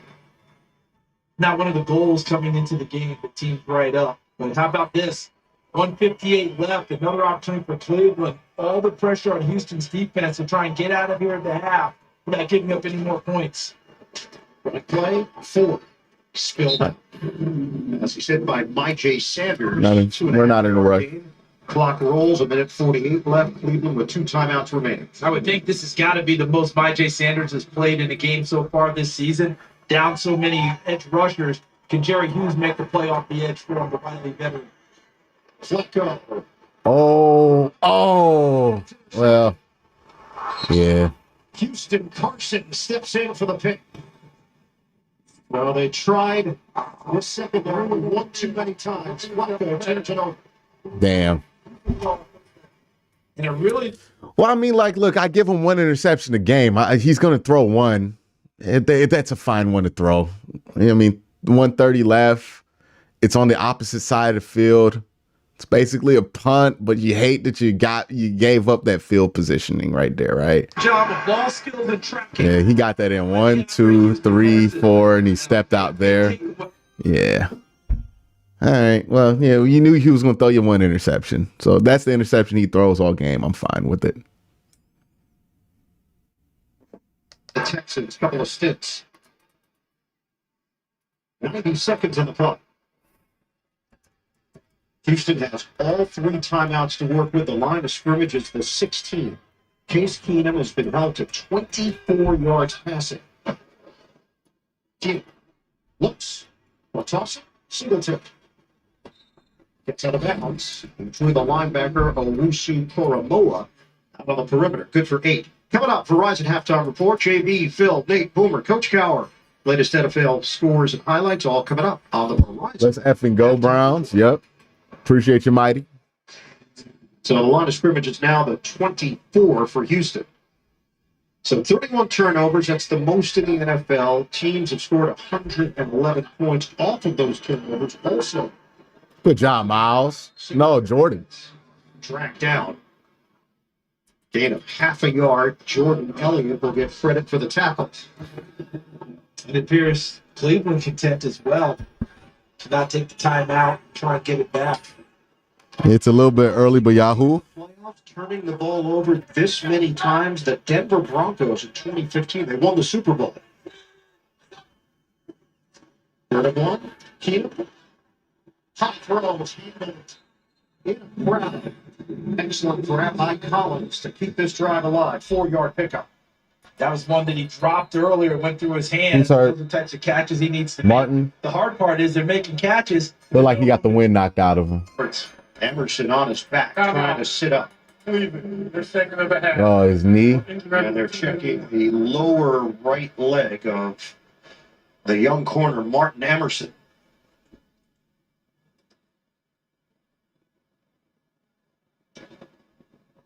Just had a slew of injuries today now on both sides.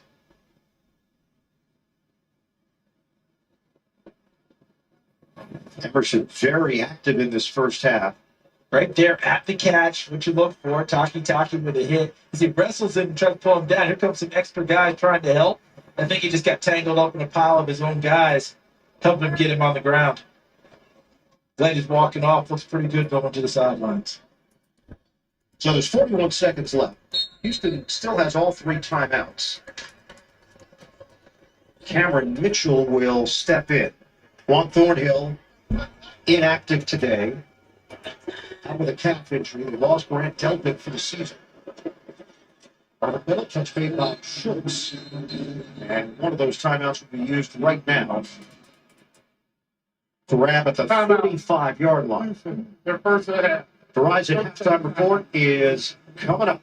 JB in the gang. Scores and highlights, week 16 of the NFL. It's all coming up on the Verizon halftime report. Joe Flacco, 11 of 18, 223. Yeah, I think Emerson just got like a little stinger or some shit like that.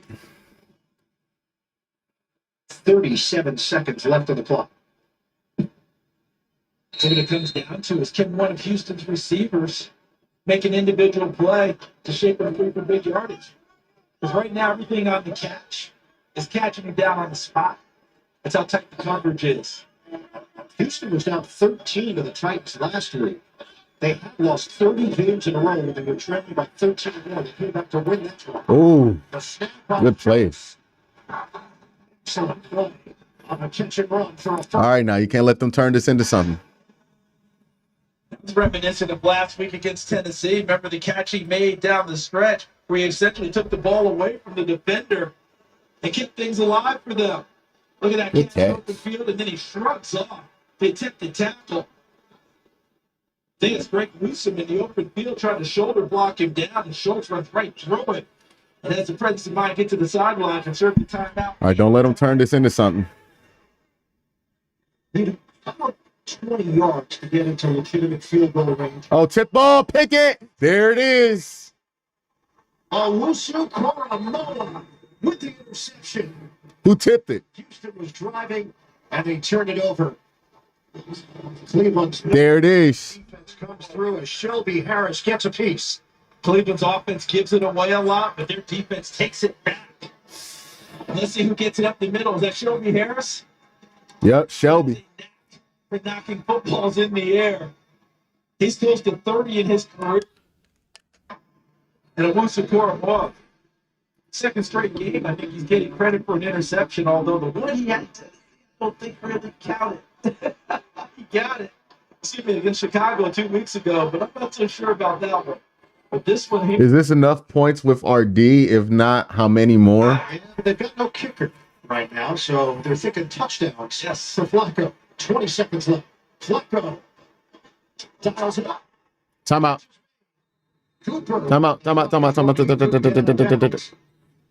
Hey, put the 2 seconds back on the clock. And Cleveland takes a timeout with 13 seconds left. Cleveland, the third and final of the half. Put 15 back on the clock. And watch Cooper, number 2, working from the slot. They get the clear out from Elijah Moore, number 8, that helps push Derek Stingley. Got the ball at the 19-18. Cooper settles down in front of him, and Flacco with another missile right on. You probably got a chance for about 2 plays here, and then you'll have to run out whoever the hell you can run out there to kick this football. Amari Cooper, 173 yards, 4 catches, and a touchdown. Keenum's hurt. Left hand after the hit he took on the previous play. So as you noted, without the kicker, Evan Washburn told us Dustin Hopkins is hurt. I think that right here is Kevin Stefanski, Alex Van Pelt, offensive coordinator. They're going to want to take a shot right at the end zone. We're going to get 4 wides now. It's going to be 5 people in the pattern carrying the tight end. Flacco. Incomplete. Sky down. Uncatchable. Cooper was in a matchup with Uncatchable ball. That's why they didn't get the flag. 11 seconds left. Yeah, it's uncatchable. Those are better ball. You probably get that flag there. Waving over his head, saying ball was not catchable. So no flag would be pulled on that one. Joe Flacco has 246 yards through the air in the first half. Who's his favorite guy since he's been here when you were working to the inside of the field? No timeouts here. Is there an opportunity to find him? I would only go short to David. Flacco, time winding down. Flacco slings it. All right, kick a field goal. Field goal would have been good there from Flacco. But if they wanted a field goal now, you're looking at a 36-yarder without a true backup kicker on the roster that they can rely on. And no one's warming up. See, Hewlett, 47, he's the long snapper. So he's not even snapping for anyone just in case they want to try the field goal. Kev Stefanski has told him, it's yours, Joe. try and get us some points here before the half. 5 seconds of the clock.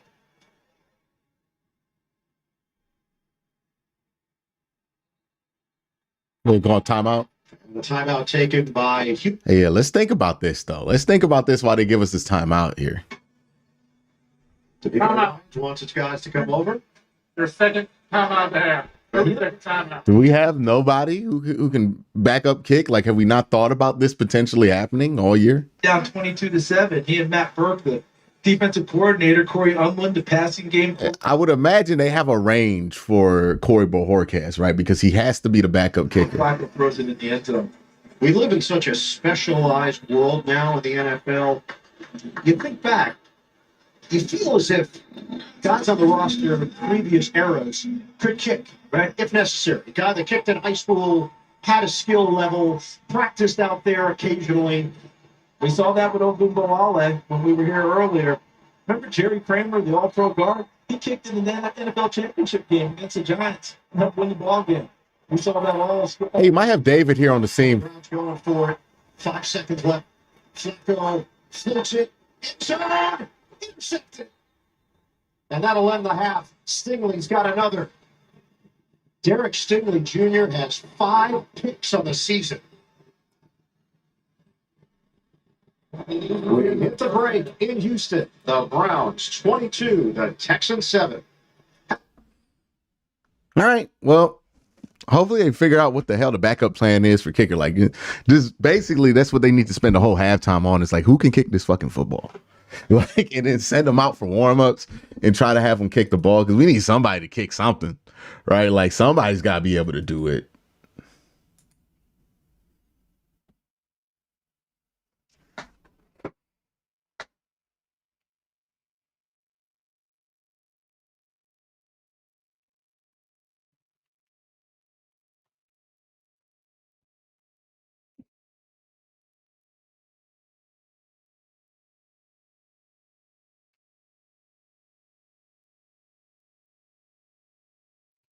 All right.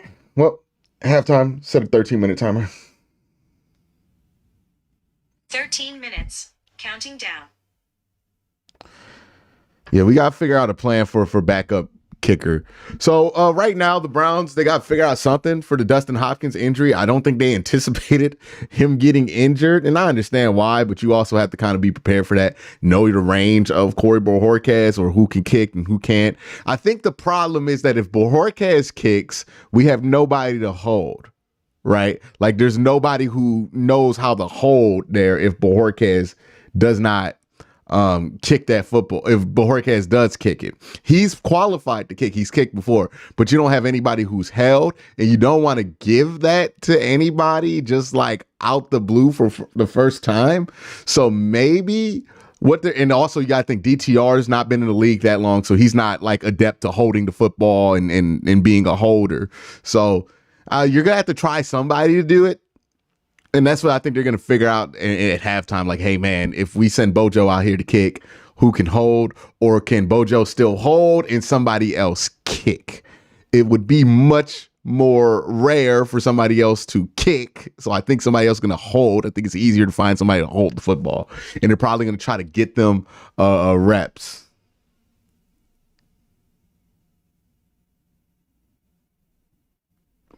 Jayon, I can't read that kind of stuff on air, bro. Appreciate the super chat, but that's a bit much. Tone it down a little bit, man.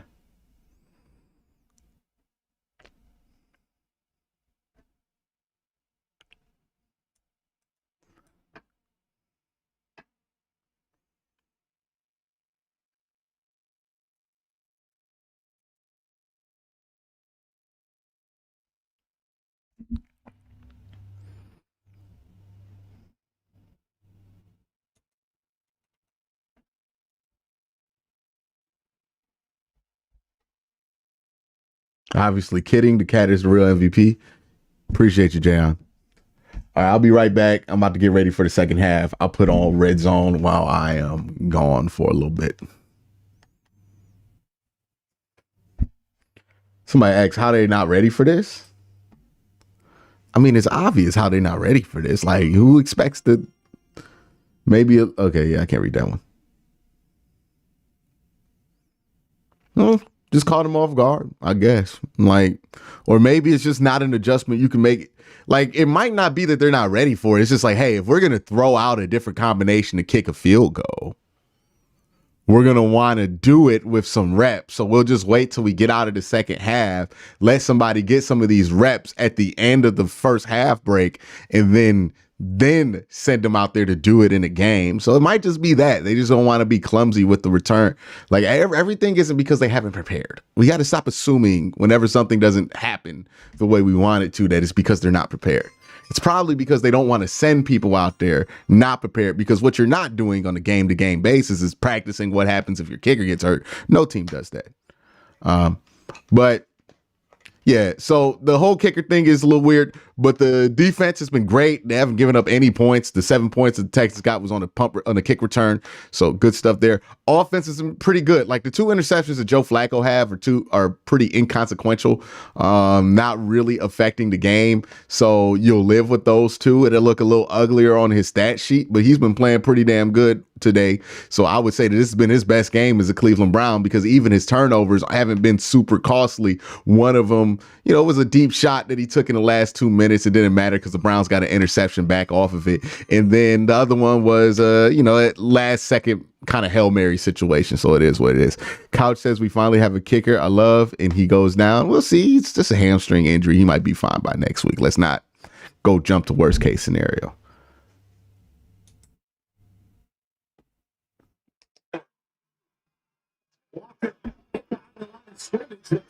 And now he's taken down.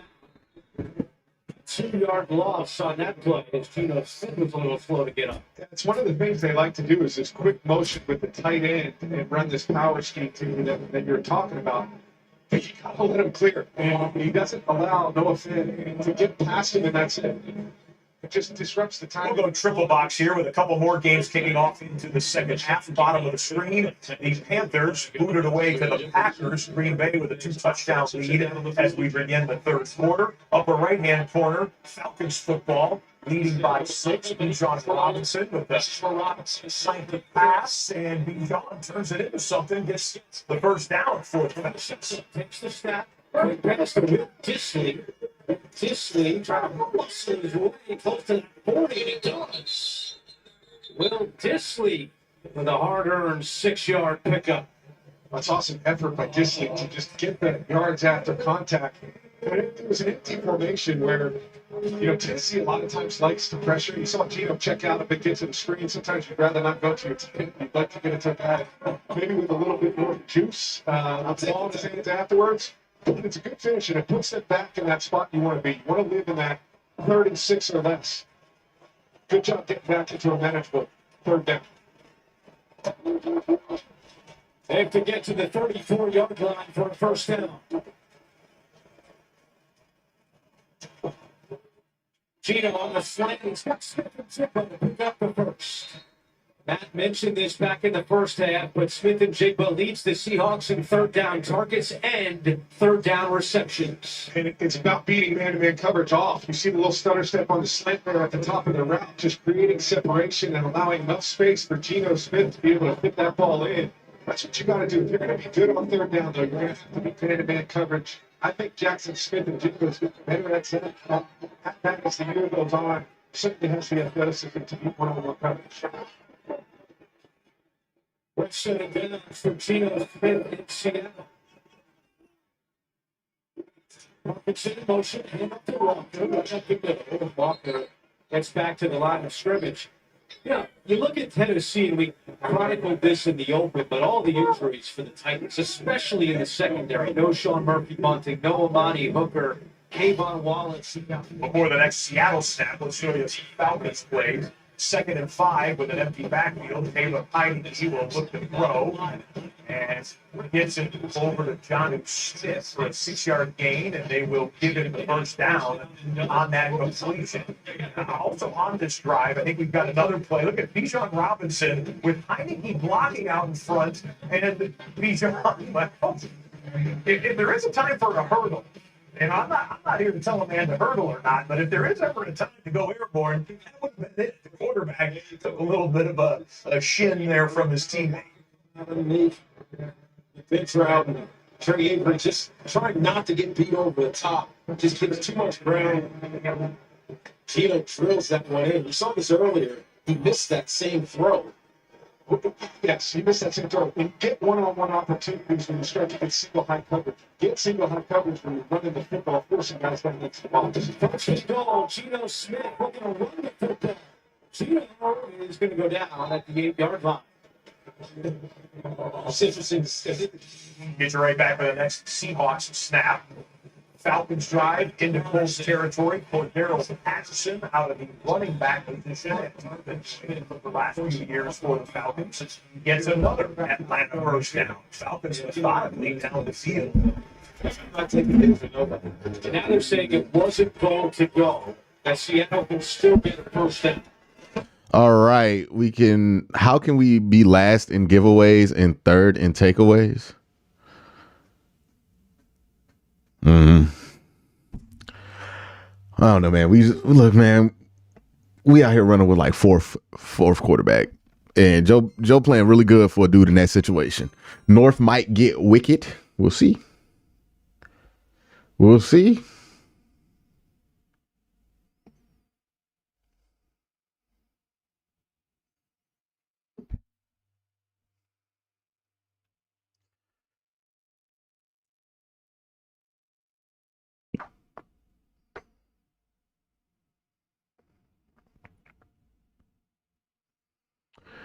I don't believe somebody said Flacco can hold. I don't believe Joe Flacco's ever held a kick in his life. Why would he have? He was a starter most of his career in the NFL. Like dudes who might have had experience holding are like PJ Walker. Yeah, like PJ Walker is the only person I could think of that might have had some experience holding outside of Corey. And PJ's not active today. Well, I don't even think PJ's on the team anymore, right? Is he on the team? Is he practice squad? There's no way PJ Walker's on the practice squad. He can't have eligibility still.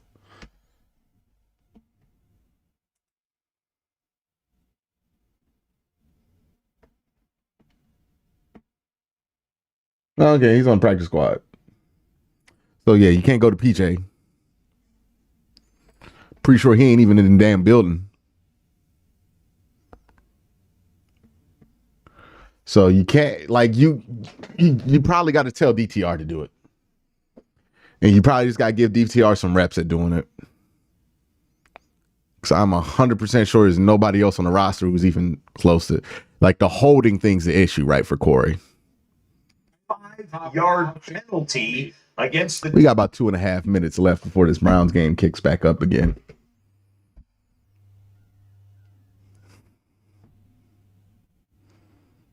Yeah, PJ's on this. Yeah, he can't play though. He can only play if it's an emergency situation. You can't just put him in the game. Is he active?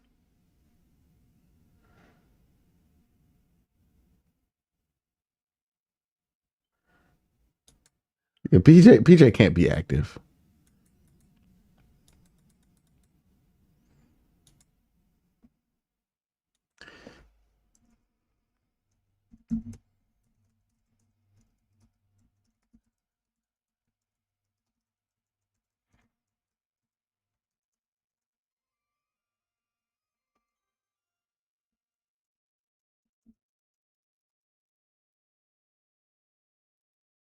Use Madden logic. Backup kicker holds kicks. There's no backup kicker on the fucking roster. What are you talking about? You mean backup quarterback holds kicks? Yeah, I'm saying DTR's probably going to have to hold it, but he's never held a football. He's never held a kick in his life.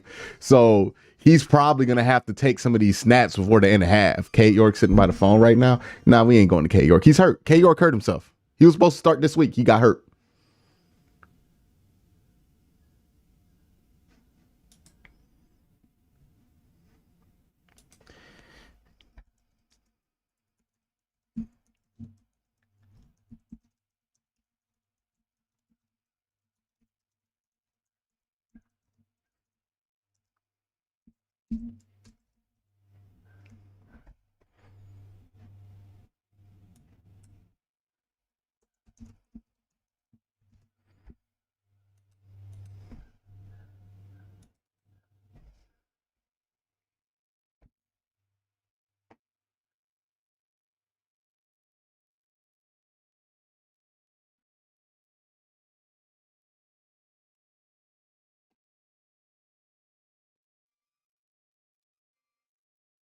As we open the Didn't Tony Romo hold on the infamous kick? Yeah, Tony Romo used to hold kicks. All right, we back.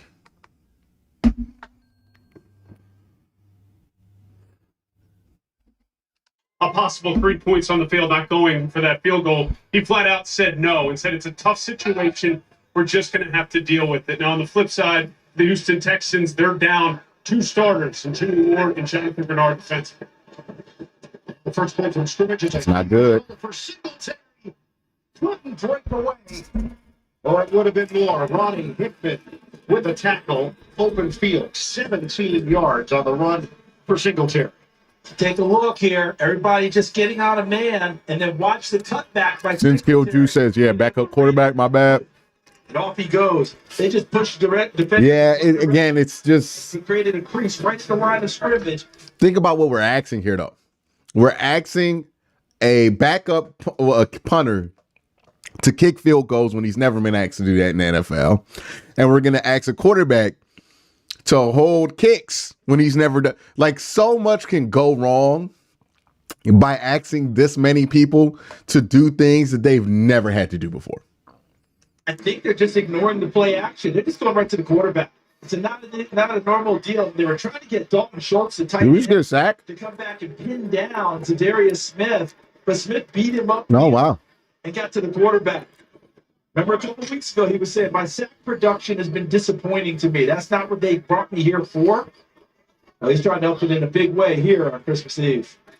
Came in with 3.5 sacks. He's got 2 today. Keenum, outside throw. There is Schultz. Stumbled for a couple of extra yards. Cleveland thought he was out of bounds, and the officials actually agreed. So the first half numbers overwhelmingly in favor of Cleveland. 267 yards of offense. The Texans just 75. Cleveland came in #1 defense in the NFL, allowing 261 yards per game. How about the yards per play? Over 8 yards per play for Cleveland in the first half. Again, anybody asking like all this other shit that we can do, it's just too much. It's too much, too many moving parts just to kick a field goal. They're down at 12. With somebody who's not good at it. You know what I mean? Like, we're asking all of these moving parts to kick a field goal when like we're not even going to be able to be good at it. I just don't think, the more I think about it, it's like it makes less sense to do all this. The offense remains on the field. It looks like the punting unit's going to run out there now. I think they were contemplating it, but they're looking at where they are. Early in the third quarter, yes, 22-7, but you turn the ball over there at midfield with Flacco and crew. You could jump it out into a bigger gap. And so I think they're going to try and rely on their defense and field position here. But how many times have we said the same thing? Yes, you're making catches, Houston, but nowhere to run with afterwards. Yeah, no signs of sustained offense so far today from the Texans. Been bowling out Cameron Johnston, punter, crochet, fair catch. And he brings it in at the 6. Browns will have the football after the 40-yard punt. They've got the comfortable lead, 22-7 in the. So you don't have the cushion of kicking a field goal. I imagine if you get to like the only opportunity I think that the Browns will take the risk of kicking a field goal would be if they're like legitimately at like the 2-yard line. Like if it's a less than 20-yard field goal, I think they'll take the chance of it. But other than that, I don't think it's worth the risk for them.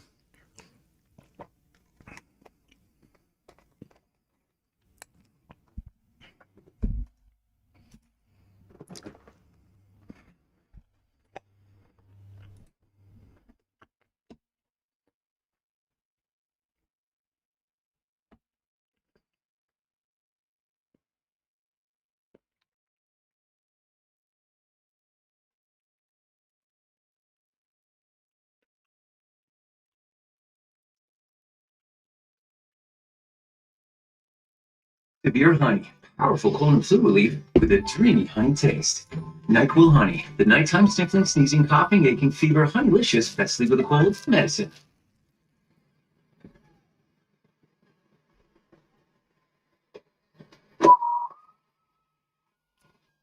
The Colts are getting smacked in Atlanta right now. Yeah, they're down 20-7. That's big for the Browns. Friday on CBS and streaming on Paramount Plus. The FBI's are coming.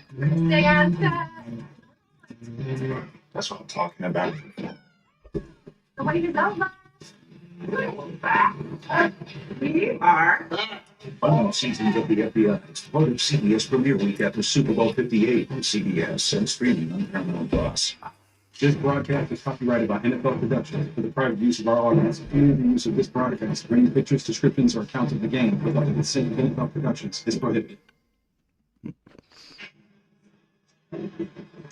Ed Washburn reporting earlier when he spoke with Kevin Stefanski that the plan was to have someone kick field goals, kick extra points, but it doesn't mean that there isn't the possibility that it could pop up given the circumstances. Not only practicing the kicking. Could be the case, turning it over inside the 10 on downs with the defense is lead. It's almost as valuable as a field goal.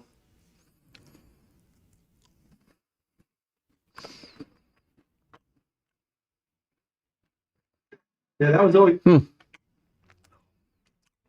It might be. It might be. That's a good point, John. It's not an emergency. But guess what? We'll see how it goes. And now they're just having people try it. You know, who was 30? D'Anthony Bell? Hey, Coach, I can do it. I can try. They're just hoping it doesn't come to it at all. Well, right now they've got the lead 22-7. But what happened at the end of the second quarter, they went for a touchdown in what would have been an obvious field goal situation. But Hopkins down with the injury. Njoku the catch short of the first down, drilled by Desmond King on the play. Yeah, they're only going to kick that thing if it's like an extra point. This Cleveland defense. Or on like within 20. They're giving up about 12 points a game, 13 points a game at home, and over 30 on the road. A lot of that has been turnovers by the offense late in ball games. It's widen leads. They're talking to themselves now. If we take care of the football with this defense, we should be in good shape. But we'll have to see how it plays out. Cleveland can't clinch a playoff spot with a win. There was a scenario entering the weekend where they could, but the Buffalo win changed all that. They're down in one. Flacco. Got it. And put it on the money to Amari. Good throw. First down, Browns. They gained 8 yards through the air, and they moved the chains with 10:38 and counting left in the third. And how about the offensive set there by Stefanski? It was full run. Look at this over here. Run action. All that, and then they go play action. Run action. And throw the ball on the inside, relying on Amari Cooper to win his route at the line of scrimmage. Wasn't a huge gain, but another way to say we can do a lot of things with our offense. Pierre Strong Jr. now on the running back. They give it to him. He catches the Houston defense across the 30-yard line, brought down by Houston Carson on the play. Second player in NFL history with 175 yards. Look, I love your work here, but dude, it's Axe, not Act. Are you new here? First off, stop doing this to people, by the way, Nip. Like, I don't know if you're being serious or not, but I'm going to just assume you are. Appreciate the super chat. But if somebody pronounces a word differently, but you clearly understand what word they're saying, why the fuck does it matter so much? Right? All we end up doing is just picking on people with accents when we do shit like that. So I understand you ain't mean nothing bad by it, but that kind of shit can really rub people the wrong way. And when people get all uptight about like how people pronounce things, it just rubs me the wrong way, because it's like people just say stuff differently. But if you kind of like try to pick on it, it implies that there's one perfect way to say everything, and there's not. People say things with different influences. People from the South say words differently than people from the North. People from the East Coast say things differently from people in the West Coast. And while that shit might be cute to some of y'all, I think it just rubs a lot of people the wrong way when you try to like make a big ass deal out of it. Not saying that's what you was trying to do, just a point I wanted to address in general, because I see stuff like that and it's just kind of annoying. Like, okay, I say the word a little bit differently, but you know what I'm saying when I say it. So what are we doing here? What are we really doing here? That he's brought. And watch it. One of the things we should look for, watch when a guy goes down for Cleveland on offense, how many people rush to try and pick him up? Connectivity, they call it. They always want to make sure that they help their teammates up, and it's a big deal to them. Give is to Hunt, trying to redirect. And tackled up to the 2-yard pickup. And we asked Flacco about the presence of Alex Van Pelt. He said he deserves a lot of credit in helping me with the offense. I just go third and short. That's the voice that he's listening to day in and day out. And Flacco, by his own admission, I don't have the entire playbook to memory now. I've got what I need for the week. He's got the game plan each week. And Get him. There you go. Good dump. Boom. Situations and things of that nature. He keeps expanding, but it's a good dump off. Keep the drive going. Just a nice long drive here. And then continue to expand with each and every week. That's a 6-yard gain for Hunt and another first down. Downstairs to Evan. And in the spirit of the holiday season, Alex Van Pelt kind of let everyone know this week that when you pick up a guy, they keep a tally of that over the course of a game. And whoever does it the most gets a pickup truck during the week, a toy truck. Toy truck. You never throw out of that. I mean, come on. I'm about to say, Alex Van Pelt's salary is pretty good. He's getting a pickup truck each week. Tell you what, Hudson Washburn would love that kid. Get up, get up, get up. Oh, what the fuck? Spun down after the game one. Dog, Jerome. Jerome, you are fucking killing me right now. Oh my God, you had like 7 yards in front of you. 53 for Houston. Why did you cut back?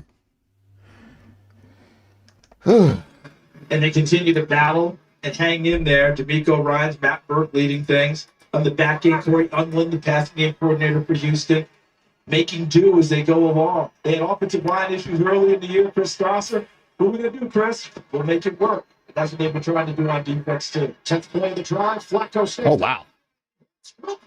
Woo. He was down. Flacco to Amari Cooper continues to shine as a combination. The little circus balls, man.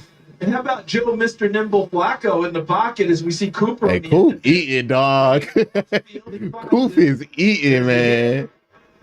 Yeah, he was down. But the forearm is down on the ground. Gene Steratore has taught us this. But that forearm's down, that puts the player down. It don't matter. We got the recovery. Mr. Nimble here. Look at him step up. Ooh, took a hit, too. Without being able to step into Good it. shit. It's 2 Good shit. much receiving for Amari Cooper. Jerome Ford gets handled at the 26.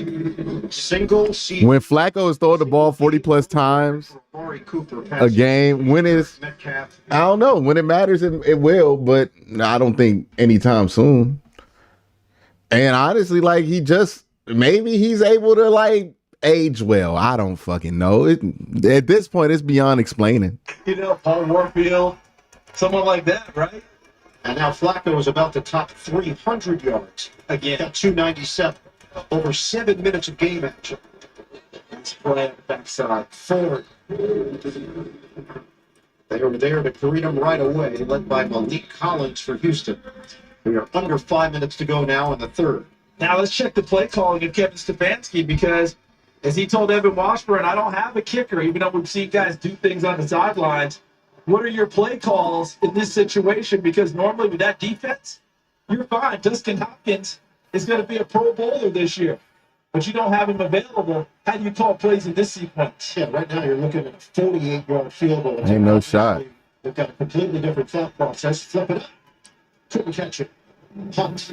Now It was available, and it's available big. Yeah, it was going to be there. Was it too far out in front, or did Kareem Hunt not get both hands up to catch it? Looks like a little bit out there for him as he tried to put the front hand out and haul it back into his body. Yeah, he knows it's a bad If he throw. catches that one, look at Batonio 75 out in front. Yeah, Joe Flacco knows it too. That play breaks big. 14th play of the drive, going for it on 4th and 8. No available kicker. 4.5 to go in the third. Crowd the line. They handle the rush initially. Flacco does get rid of it. Oh, my God. Oh, my God, Amari Cooper. Did he catch it? Oh, my God. Oh, my God. Oh, my God. Amari Cooper. Wow. Wow. It touchdown. Oh. Oh, wow. Rush to the line. Oh, my God. Snap. They may have had an extra man on the field.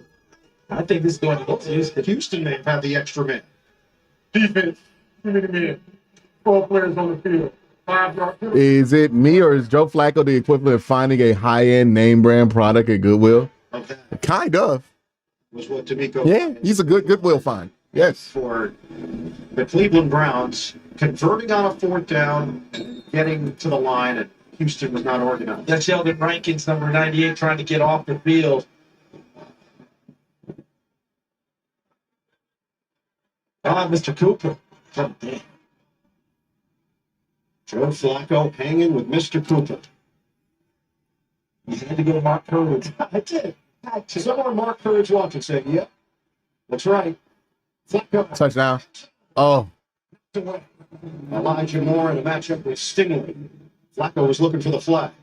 You remember last year when Sauce Gardner had such a year for the New York Jets, where he was an all-pro, Pro Bowl player? He was taking 1 pick after Derek Stingley. That was the big debate. Which corner do you want? Stingley, beset by injuries, didn't have quite the season that Gardner did. Hurt again earlier this year, but since he's been back, he's been phenomenal. Joe Flacco wants to play.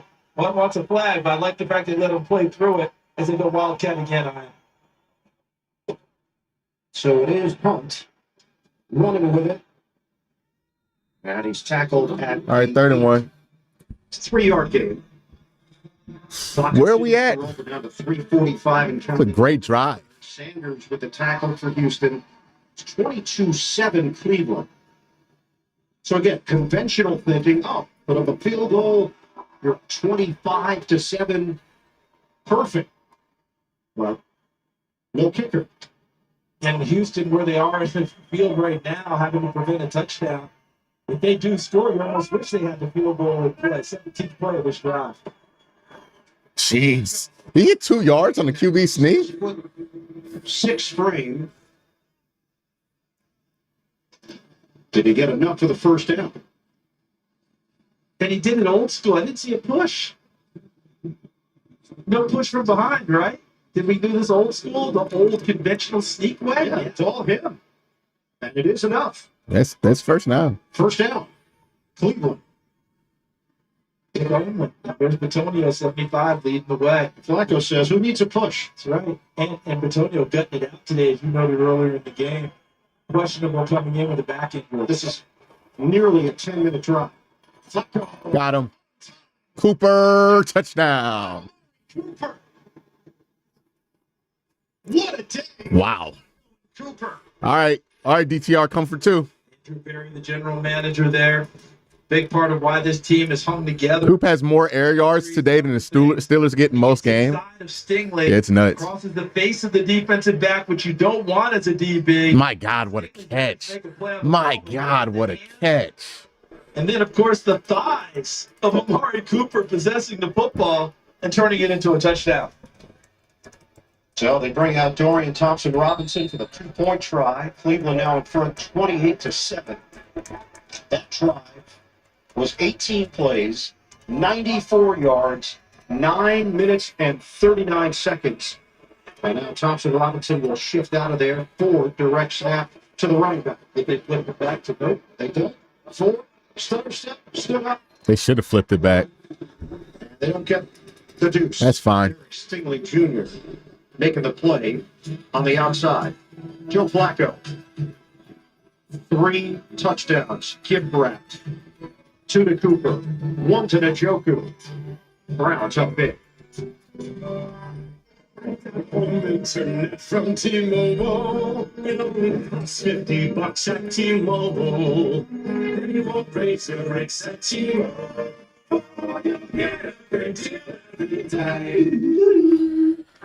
All right, man. If you're the Browns, like, pretty much don't be a disaster in this 4th quarter and this game's up. This game's wrapped. Like, if you just don't be a disaster in the 4th quarter defensively, offensively, and your life's pretty easy here. 9-minute drives, no run game. Like, That was exactly what you needed to kind of put this one over the top if you're the Cleveland Browns. So, again, just don't be a disaster for the rest of this game, and you'll win it.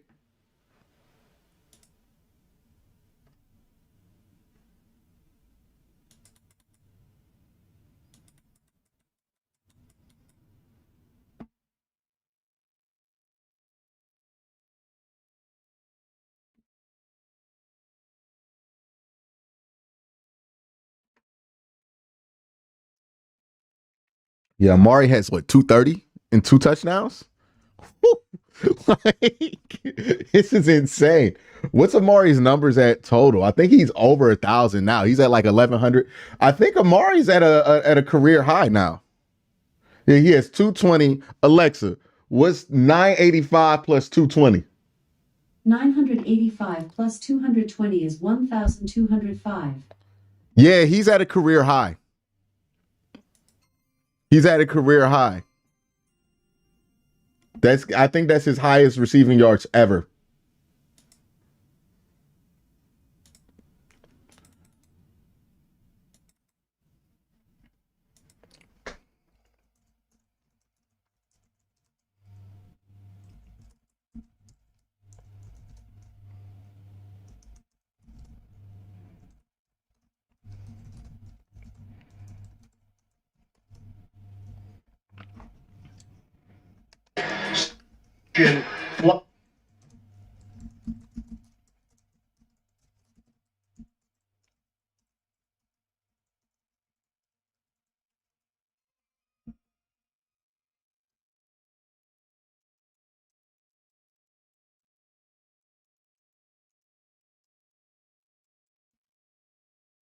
Well, Merry Christmas to me. I just tested positive for COVID. 4 years in a row, I've gotten sick around New Year's and Christmas. Now the Browns need to win to brighten my day. Yeah, hopefully everything goes well. Hopefully, it's just a little quick COVID case for you, man. Wish the best for you.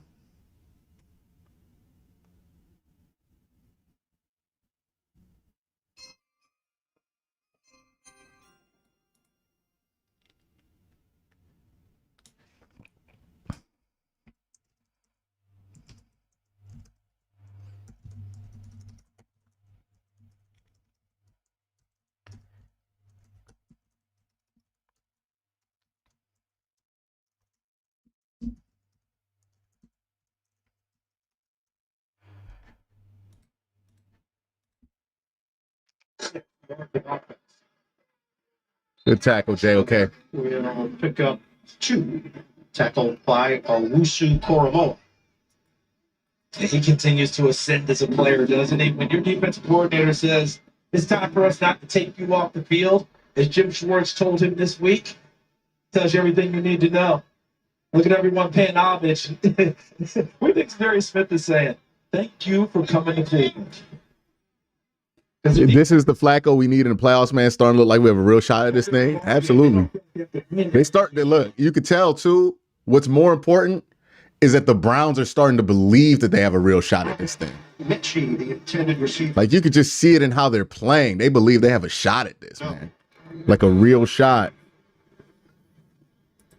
Looks like a nicely thrown football, and this is where you have to win those contested catches as a receiver, but that's really good coverage by Newsom. Nice and tight, gets the hand in and knocks it away.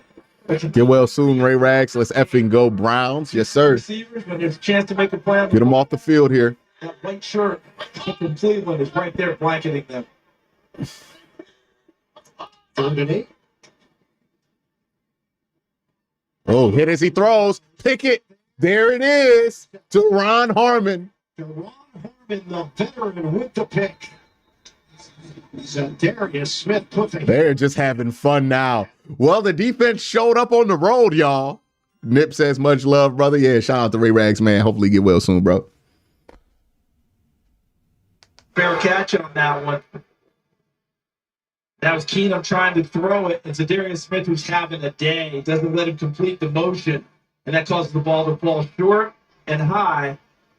What did they call Harmon in New England? The closer. The closers. Trying to close this one out, too. 3 Super Bowls in his career, Deron Harmon. He comes away with the INT, and it's all Browns today in H-Town.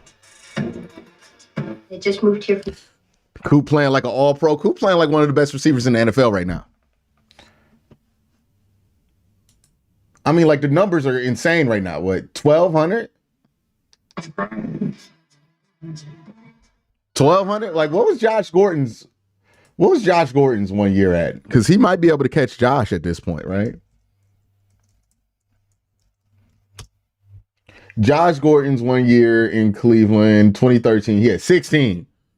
So you're going to need like a couple 200-yard games to catch that.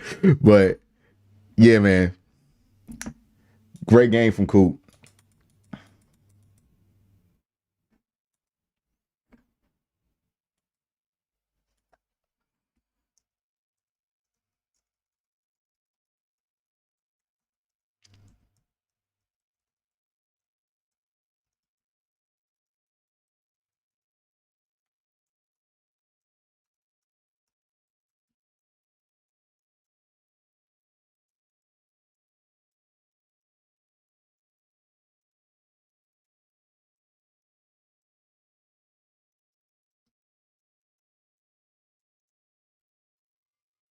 My guy Kid Rack says Kevin Stefanski, Coach of the Year confirmed. We even lost our kicker. What the F? Hey, man, next man up.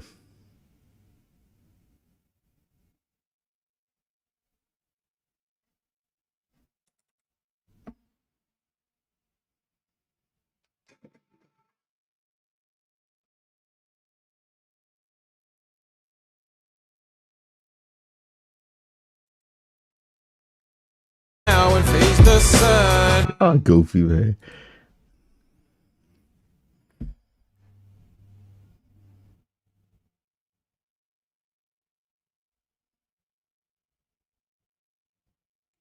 Classic is back on Christmas. They're beating the fraud allegations, y'all. I know a lot of people are like, hey, man, you're a fraud on the road, Browns defense. This Browns defense doesn't show up on the road. It appears to me as if the Browns defense is beating those allegations. A lot of rain yesterday in Houston, some rain most of the day today. Starting to clear up. You can see some blue skies, some light through the windows here. It's been home to the Texans since 2002. 35 to play here in the Nah, dog. We're getting more. We're getting more. They can't stop it. We're getting more. Is elite, and they're still getting to know each other. But again, Flacco is amazing today. I'm not even mad at those 2 interceptions. Barely mattered. If we only had Coach of the Year, Zach Taylor would be up by 50. Yeah, man. Because if he can't see it and your guy can, let him go get it and make the play before the defensive back can react. It was good coverage by Steven Nelson. He just couldn't feel. No, this is insane, dog. What Amari Cooper and Joe Flacco are doing in this game is just flat out insane. I got no explanation for it. This is just fucking absurd. Oh my goodness. Take the run. Flacco. Pedal to the middle. Oh, damn it. Was it He was trying Moore? Elijah Moore down. All right, man. That could be better. Forward out for Coleman. He's struggling right now. This route, knock himself off balance. Nah, he's probably happy. He can make this about Deshaun Watson somehow. Just looked at his hands. Never got to him. The ball slipped right through and hit him right in the 8, and he couldn't get the hands around it quick enough. He's going to want another opportunity to atone. 28-7 Cleveland, 49 seconds to go in the third quarter. Browns in control. It's a running play for Strong. Taking it up. Didn't Coop just break his single yard total? Yeah, he just did. One of the players was, He broke it like on that last touchdown. look, on offense, we knew we had a really good defense. It was on us offensively to pick things up. And when Joe Flacco got to town, Cooper said you could feel the shift in the locker room, the belief. But I like what Cooper saying when they saw Joe Flacco work out and came out of the practice field. So don't forget, we're all scouts as well. We want to know if the guy can still play. Didn't take us long to find out. Replay shows that Darius hitting Keenum as he throws the ball. Miles being held in the background. LMA just another day in office. Ticking down. We'll let that run. As time expires in the third quarter. We go to the fourth. The Cleveland Browns looking to improve to 10-5 and solidify their playoff position. They got the lead at Houston. Dog. Yeah, they lucky we don't have a field goal kicker right now. I don't know if they're lucky or not because the Browns been going for it on fourth down. And it's just been working, and we ain't got no choice now but to go for it on fourth down.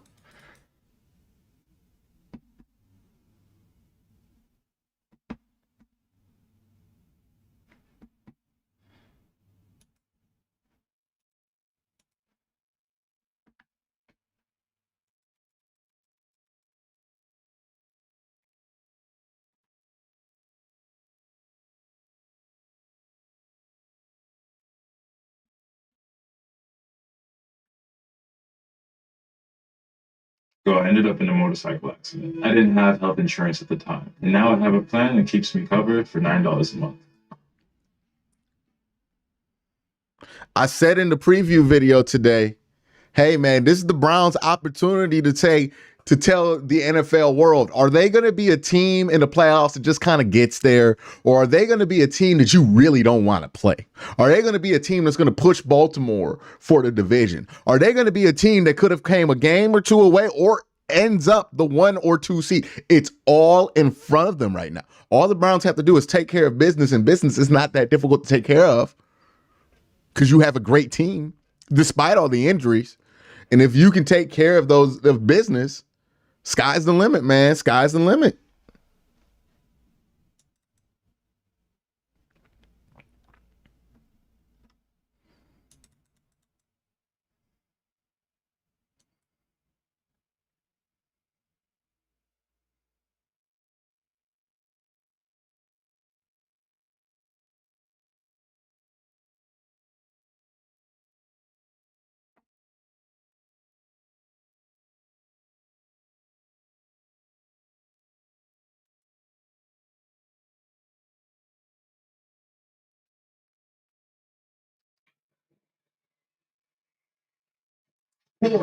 That's it. He's got the end goal. Touchdown. Nobody wants to see us in the playoffs. Phillips 11. Yep, absolutely. Touchdown. To the Chico. Joe Flacco with another elite throw.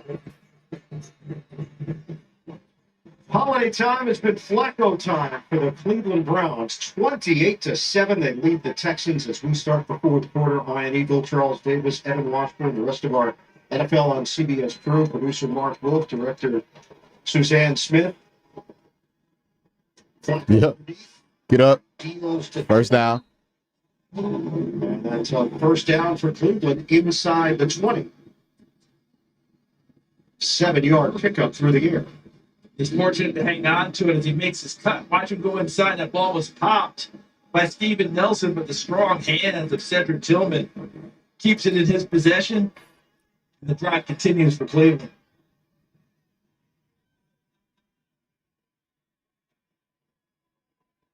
Flacco, 345 yards, 3 touchdowns, 2 picks. It's a running play for Hunt. Falls All right, that's good. Get 5 there. Really just put this away right here. In on the stop. We've got a scouting report on Perriman from Amari Cooper, who played Pop Warner with him. And said Perriman was huge. I hope Amari Cooper can hear the Coops all the way from Cleveland. Oh, there's Browns fans in there. It just was big then. They got 34 passing yards. Wow. Wow. They hit a certain stage and it just stops. Not with him. We've seen him develop into a heck of a pro. Pops off the receiver, David Bell, incomplete. Where are they at? Part about the story was about a 30-yard field goal. Because let's face it, Cooper was light. We asked him, well, how old were you? He goes, I was 8 years old. And Perriman was 9. Perriman Brown needs to go get K York. K York's hurt. And would go over the. And hell no. And Cooper at one point said, you know what? We're good. I'm good. I'll wait for the next year. He said he actually sat out a year of Pop Warner, he and his teammates, rather than have to deal with Denzel Perriman. And we totally understand that. Flacco underneath, catch made. Moore trying to create after the grab. And a crowd of tackles limiting him to a pickup of 1. So now it's 4th down. And again, The injury to Hopkins, but Orquez got banged up as well, but Orquez has been forced to kick off in place of Hopkins. And he was massaging his left leg, and still is. A punter hurt too. General Manager Andrew Berry is here. I don't think he came into today thinking my ready list better include a kicker and a punter, which I hope they don't have to do. Sensational job by Berry and his staff. Got it. Down throw is perfect to Cooper. And that's a flag. Down at the end of the play. Yeah, they're just mad now. They're just frustrated. So good enough for a first down. It'll be That's going to put the ball at the 1 yard line. Penalty marker tacked on. And as we watch this game develop, while we wait for the call, this offensive line has held up so well, even knowing they're having to go for it on third down, fourth down type of Double play. play is completed pass. Personal foul. Unnecessary roughness. Defense. Coop is just about to break the record almost. Coop is about to break the record. Also, is it just me or Flacco playing like Favre, interceptions included? Hey. So after his stint with Baltimore ended, It's a whole quarter left. back, you're like, well, it wasn't going this smoothly for Joe Flacco at other places. He wasn't getting the protection that he's got now. Now, teams weren't as good, and here comes Nick Harris, 53. Backed up lineman. Flacco faked the handoff, another throw.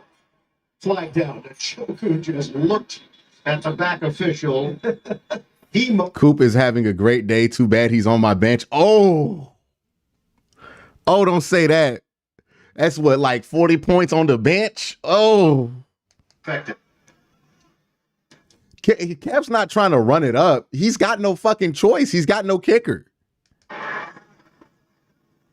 And this one seems pretty straightforward. Rules on the field is incomplete pass. Pass interference. Defense. Cooper is feeling a lot like Anquan Bolden. Joe with the ability to fill those back shoulder passes, fight for football and coverage and deep passes. Absolutely. Christian Harris. Thank you for the super chat, Luke Nukem. I would agree with that. That was an egregious pass interference. On him the entire way. And Njoku's going into a spin, and Harris helps him out with the hands on, and then impedes his progress trying to go upfield. Nick Harris in the backfield on a give. Yep. Reams in. Reams in. Andrew's having a good time. We're all having a good time. It's been a great day to be a Browns fan. 34-7. I mean, they love this. Watch Batonio, 70. If this were Madden, they either lead the game or walk out the console and reset. Yeah. On the lead. The linemen always talk about if we score first by driving our defender into the end zone, the back will score behind me. And they did. And they're going for two. 34-7. No kicker available. Someone not on the field for this formation. They'll hurry up out there. Yep, Kevin Stefanski was looking for the 11th man, and it was Jerome Ford. Play clock winding down. 2-point try, Flacco. Yep. Cooper. Wow. And it's 36-7. Everything is clicking.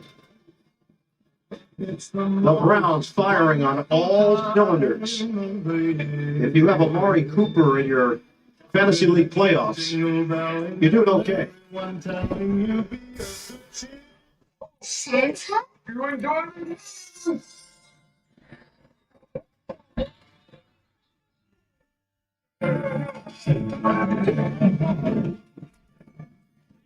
Coop's just beating them with the belt. Yeah, Coop, they can't do shit about him. They have absolutely no solution for Amari Cooper. Coop's got him in the bag. Everything he's doing is working. The ball's dropping right to him. This is just a pure, y'all ain't got shit on me game. Like, Coop is just letting them know, y'all ain't got shit on me. Nothing.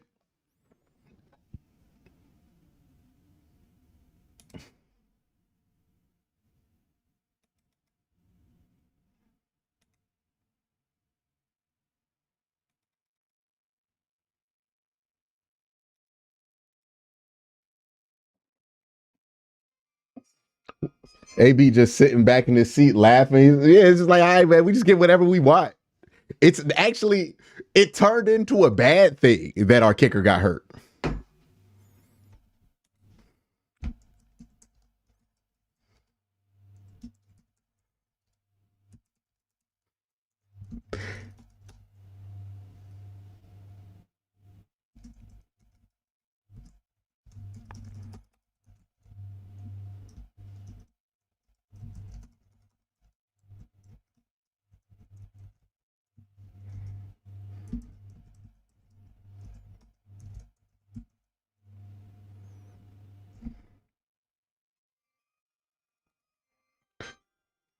The thought of this team is healthy. I have 52 of Coop's points on the bench. And oh my God, 50 fucking 2.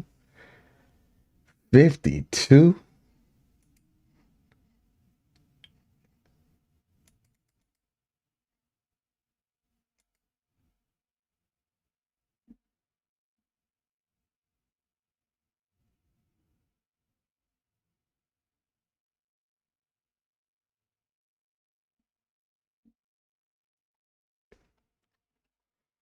Life Adventures, followed by game shows Lingo and Loteria Loca.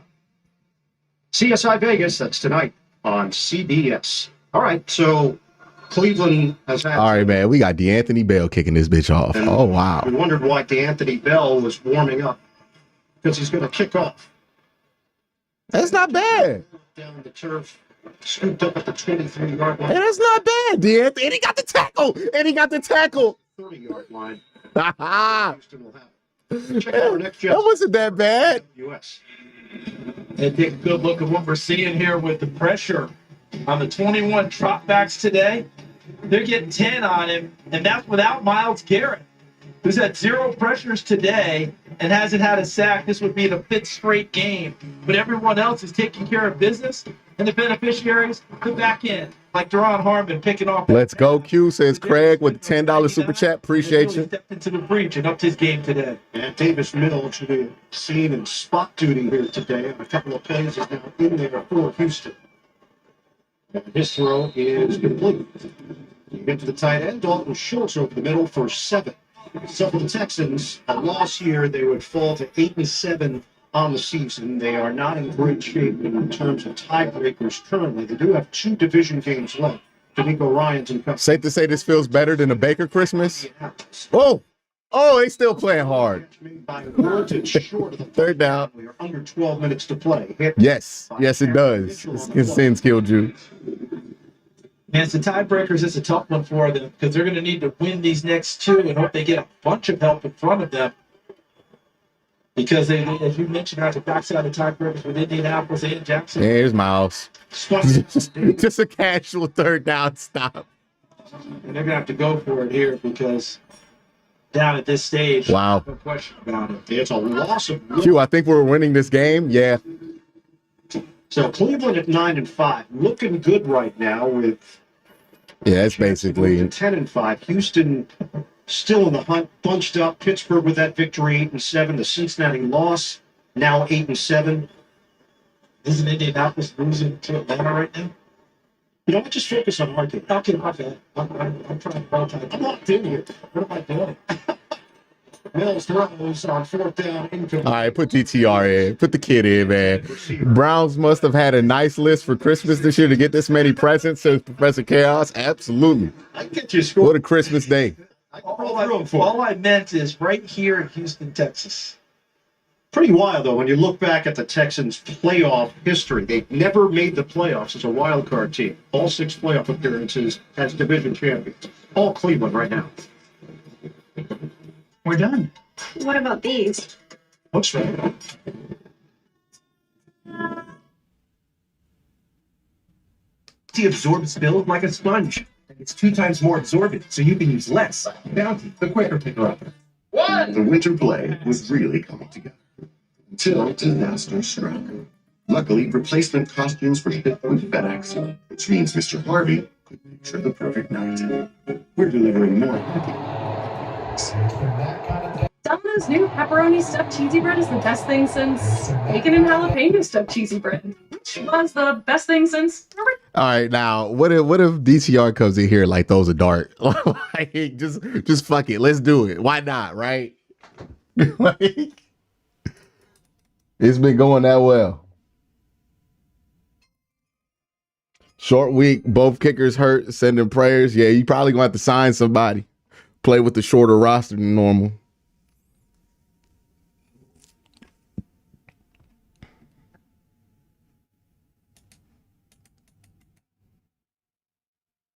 Local CVS just switched to the Seahawks Titans. LMAO. Y'all not even getting the game no more, dog? I got Sunday ticket. I'm getting the game. DTR got to be in. Even if you're the only fan around. Sign up now. I'm excited to share that we are officially back. Here we go, season 2. We're back here in Fire Country. It's going to be lit.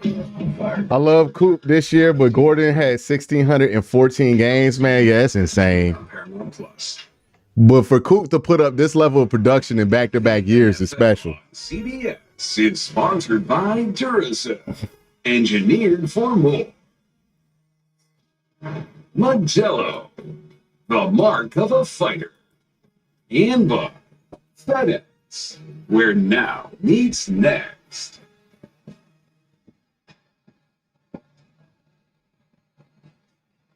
Some holiday skating over. There's enough time to let the kid run the offense a little bit. Joe Flacco, oldest players with 3 straight games of 300-plus passing yards in a single season. Flacco behind Tom Brady, Warren Moon, just past Peyton Manning. I mean, think about that. Joe Flacco, that list, everyone on the Hall of Fame. Dorian Thompson-Robinson now in, and the give to Pierre Strong Jr. All right, DTR, get some reps. How about the day of Amari Cooper with Joe Flacco dealing? That's the first play of the game. And then off a double move, takes on the backup. It's big. And then Joe Flacco in the pocket under duress. And how about the toe tap on the sideline? And then the contested catch against Derek Stingley. Is there any possibility I can go ahead and get that record, Coach? Nope. Cooper's got 252 yards. The team record is 261. Hey, man, Kev seen too many injuries. 10 years ago, David Bell with the catch. And Kevin Stefanski, hard enough. He let Cooper know. What's the record? What's the record? Just tell him it's just one throw, Coach. It's one throw. I'll get past that line of scrimmage. I'll get past 9 yards. One throw. Cooper, first round to go over 1,000 yards in back-to-back seasons. Joe Flacco's day is done. 363 yards, 3 touchdowns. What about this, though? Flacco. They may be kept Hawkins because of the short week. Offensive lineman holiday kisses. He said they maybe kept Hopkins out. Well, if Hopkins could kick, they would have kicked. I promise you that. They're probably playing it safe with him, but if he could have kicked, they would have kicked it. I mean, you put it right to him, and he gave you that look like, really? They're probably going to have to sign a kicker real quick off the street. Yes. But not now. Just not holiday gifts. He will do on the other side. Yes. That when we turn to 2024, he'll take gifts. But I told him you should prorate it. Prorate the gifts that you just got them. So you get half of an ATV. Listen, who was that who gave the golf clubs? Was that with CMC? So you just give him a putter? Clubs. Instead of giving him the whole set. Or Dan Marino gave one glove. One glove. Just one glove. Prorated. Your right hand will be worn. Your left hand will. And then you work with teammates and you cut a deal for the second glove. It's a lot of laughter and celebration for Cleveland because it's all coming together. Now, we touched on it with Andrew Berry, their 36-year-old general manager in his 4th year. Previously with Philadelphia, had a stint in Cleveland, Indianapolis. The drafting is a big part of the job if you're the GM. But it's what else you do. In season, can you make the proper adjustments given injuries, filling holes? 4th and 11. Each step along the way. All right, well, what are they going to do here? Because they don't got a punter. Has found the right guy for the job.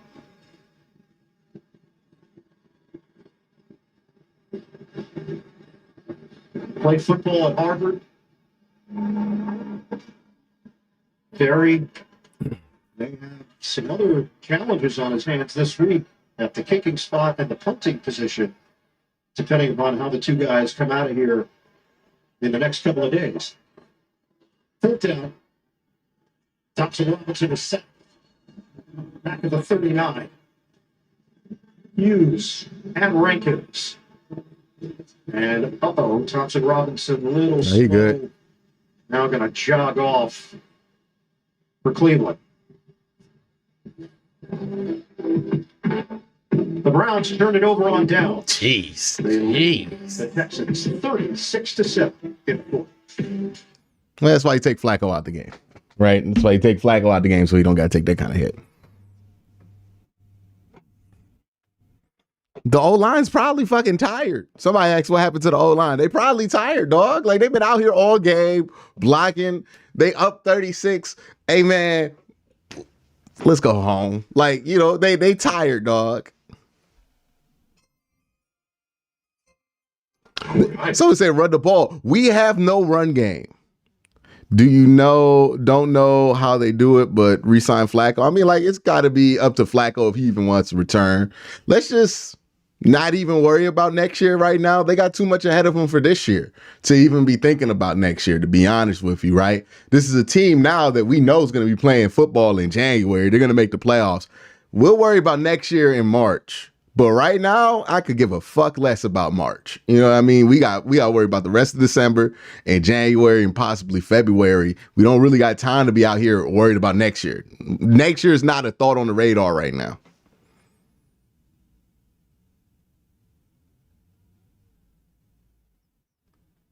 Now, they'll probably just put Kareem Hunt in there or something like that.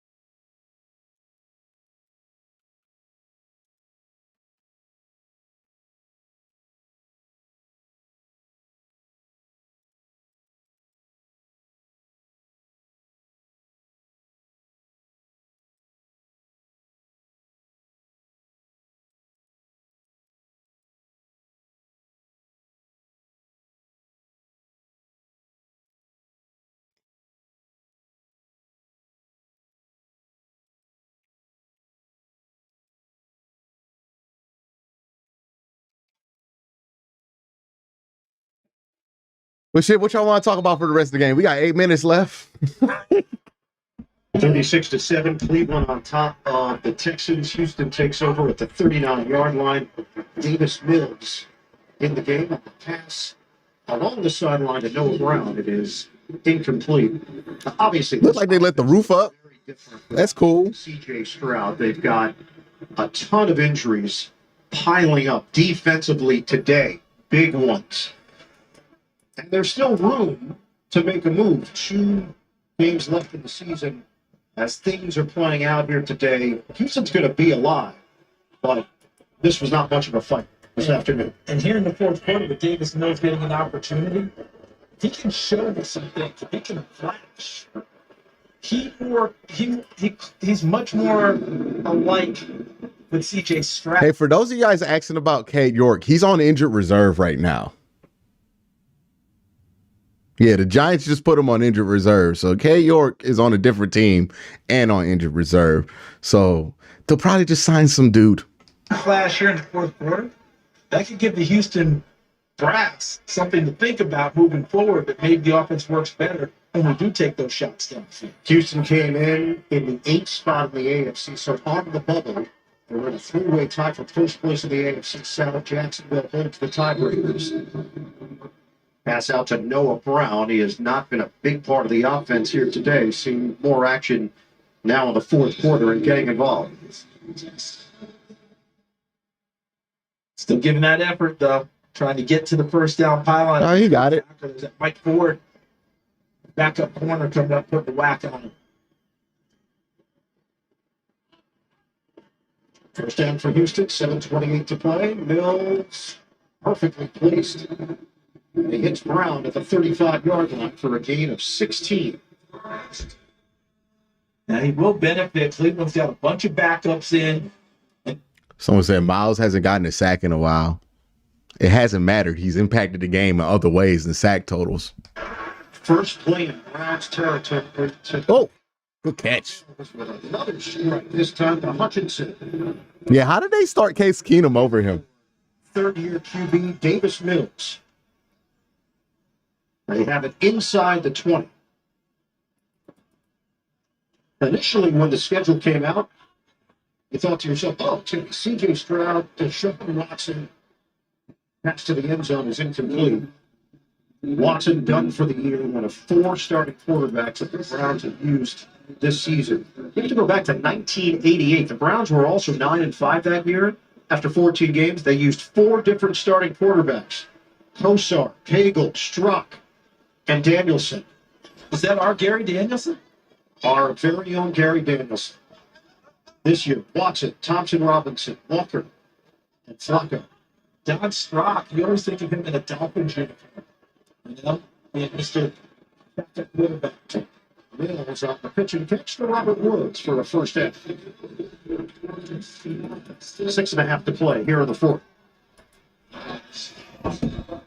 Up first and goal for Houston.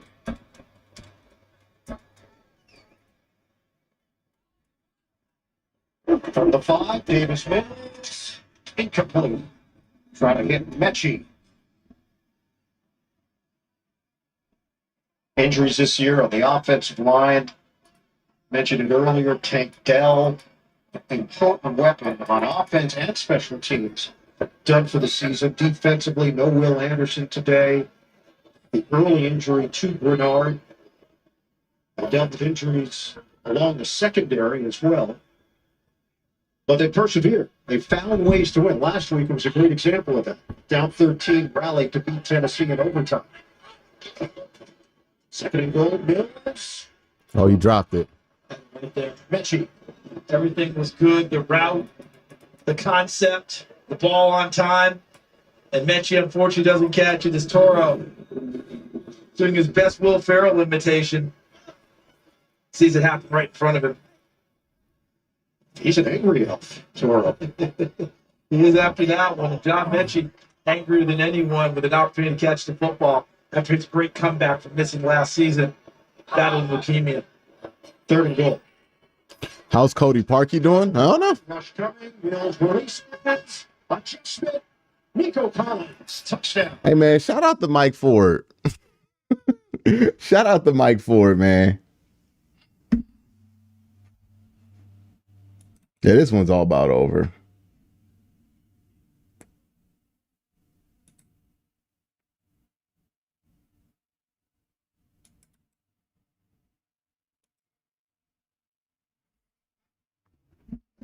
Single one of them right here in Houston.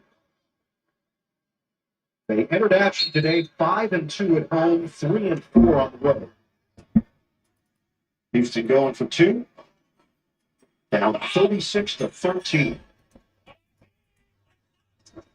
With the all in there, fake the handoff, Mills throws, and they've got the 2-pointer to Collins.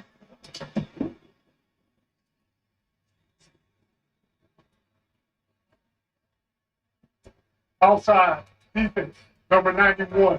That penalty is declined. It's over play. The soccer play is good. So 2 on the board for Houston, Davis Mills. Exactly what you laid out, Charles. If indeed CJ. Merry Christmas, Q. Let's extend Kevin. Go to the facility, Absolutely. watch some film this week. 10-win season. Actually, a big step. A 10-win season. To do that prior. So they feel like things are heading, of course, in the right direction, but they still have to get through the protocol before they're cleared to play. Absolutely. And if he is, obviously he'll be with the chance to get to 11 and 12. If he's able to go. I'm just wondering about who now is truly the number 2 quarterback because of how they're playing the game. Now, the other part is this staff's going to have to evaluate Davis Mills versus backups. Yes. And different coverage, less pressure, all those things. How much do you value that? And playing with a big lead. Cleveland was not Yeah, not doing the same things that Case Keenum faced. Case Keenum faced something entirely different. But his ability to throw the ball downfield, I think, fits Nico Collins and crew just a little bit better. So we'll see how it goes. Fairbairn, he tries it. Houston recovers it off the bounce. We have not seen a whole lot of successful onside kicks. Down knows, did it make it the 10 yards that it needed? I think it did. Touch it first. That's the key. Yeah, Cleveland touches it. So it doesn't matter now. Now the ball's fair game. So it bounced off Bell. Petrie gets over there on the recovery. First down. 20-second game clock. When you play an onside kick, what they teach you is if they're going for the football, you go and attack it and go get it. Unless you are one of those blockers. They're not giving up 21 points in 6 minutes. Gets it, but you go play the ball. Don't let the ball. We're the wrong crowd to talk about injuries. Lost on that one. So Houston, another shot. That ball tipped from Davis Mills, incomplete. College football all season is in full swing. CBS. Tony the Tiger Sun Bowl. Number 19 Oregon State squares off with the 16th ranked Notre Dame Fighting Irish at the Sun Bowl Friday on CBS. Stream it. Paramount Plus.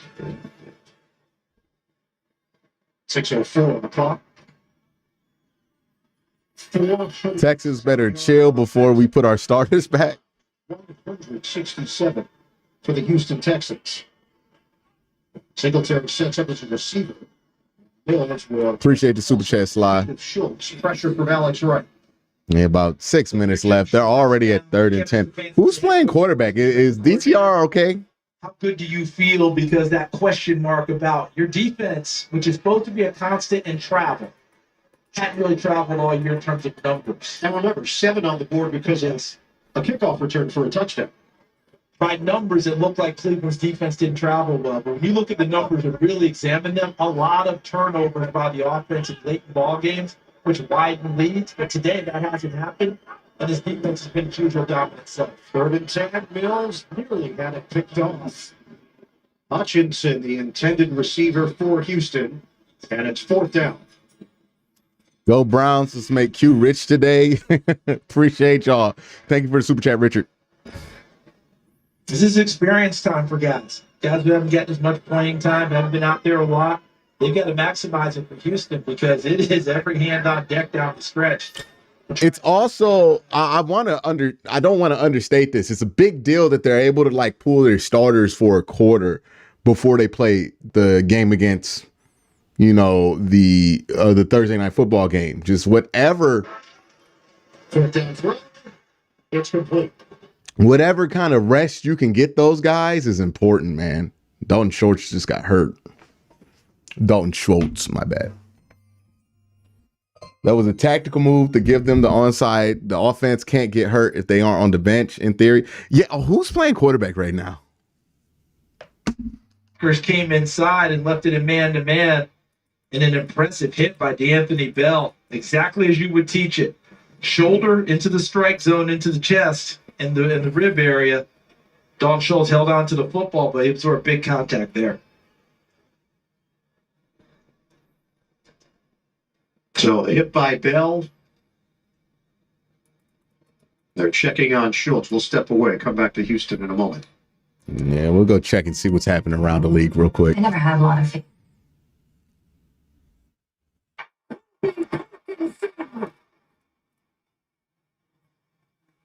Last week it was Drew Lock.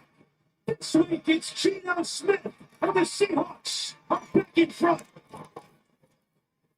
This is a man's catch by Kobe Parkinson. This is contested. It is right where it needs to be. It's me or you get this ball. And it's not a whole lot of time, right? It was one-on-one. This is what Jimmy Graham did forever. And you go down, post him up, and Geno Smith with a last minute go-ahead drive. The touchdown, the extra point will make it a field goal difference. It's good. 20-17 with 57 seconds for the Titans to work with.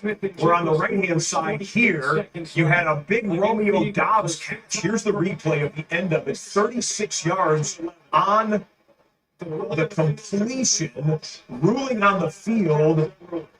is a completed pass. Dobbs wrestling with the DB as he goes out of bounds. Move just shifted the football a little bit. And the Panthers have thrown the red coach's challenge flag. They're going to try. Mills has time. Floater. To off Pierce. Incomplete.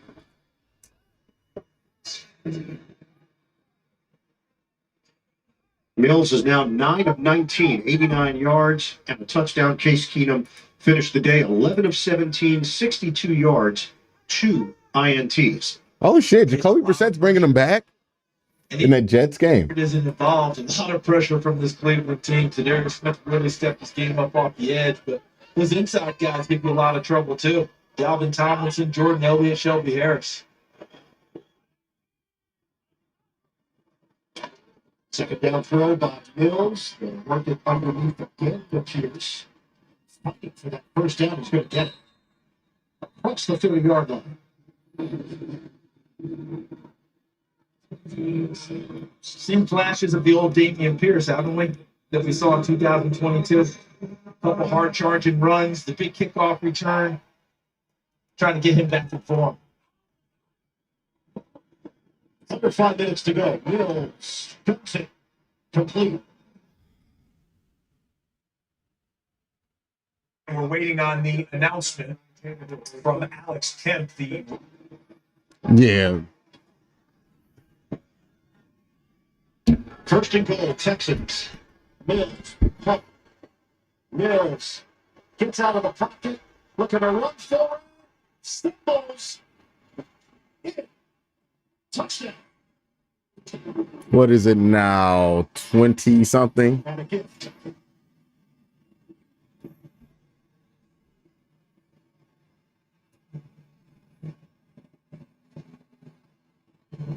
Good presence right there. And you see how he keeps his eyes up, still looking to see if there's a route to throw it. But he fades well and finds the goal line. Stretches it out. Did he score? Is he down before the ball crosses? He scored. Yeah. Feels like it's almost simultaneous. And I don't know if that's going to be enough to overturn it. Let's take a look. Every scoring play reviewed. Oh, he scored. He's But down. Make the case he did After get there. review, the runner was down short of the goal line. Just short. Just second down. Just short. So the celebration is nullified.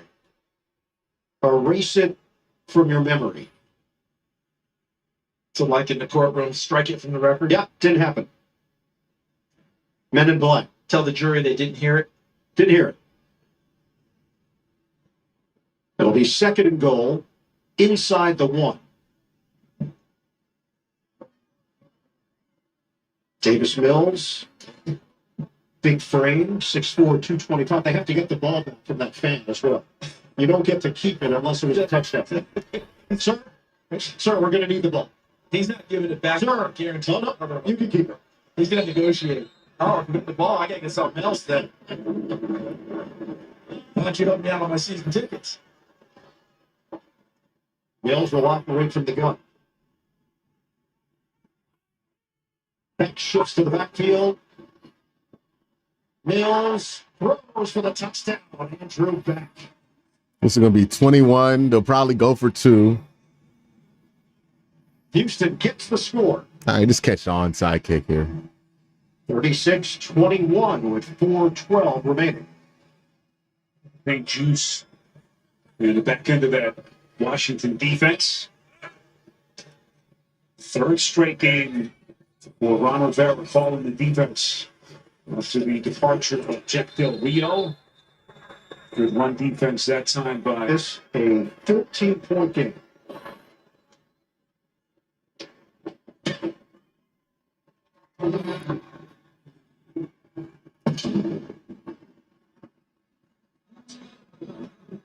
Only 49 days away from Super Bowl 58 right here on CBS. Tomorrow, special Christmas Day game between the Raiders. And you'll hack it. What you saw They're gonna win it. differently in this half than in the first half, there's many more negative plays, more second and longs and first and longs, and they're not able to overcome the second and third and longs. So Nathaniel Hackett up in the coach's box. Here's that pass for Garrett Wilson is incomplete. Nathaniel Hackett preaching patience with the fan base here and the media over the past couple of weeks. Of course, last year The debacle in Denver fired after week 16.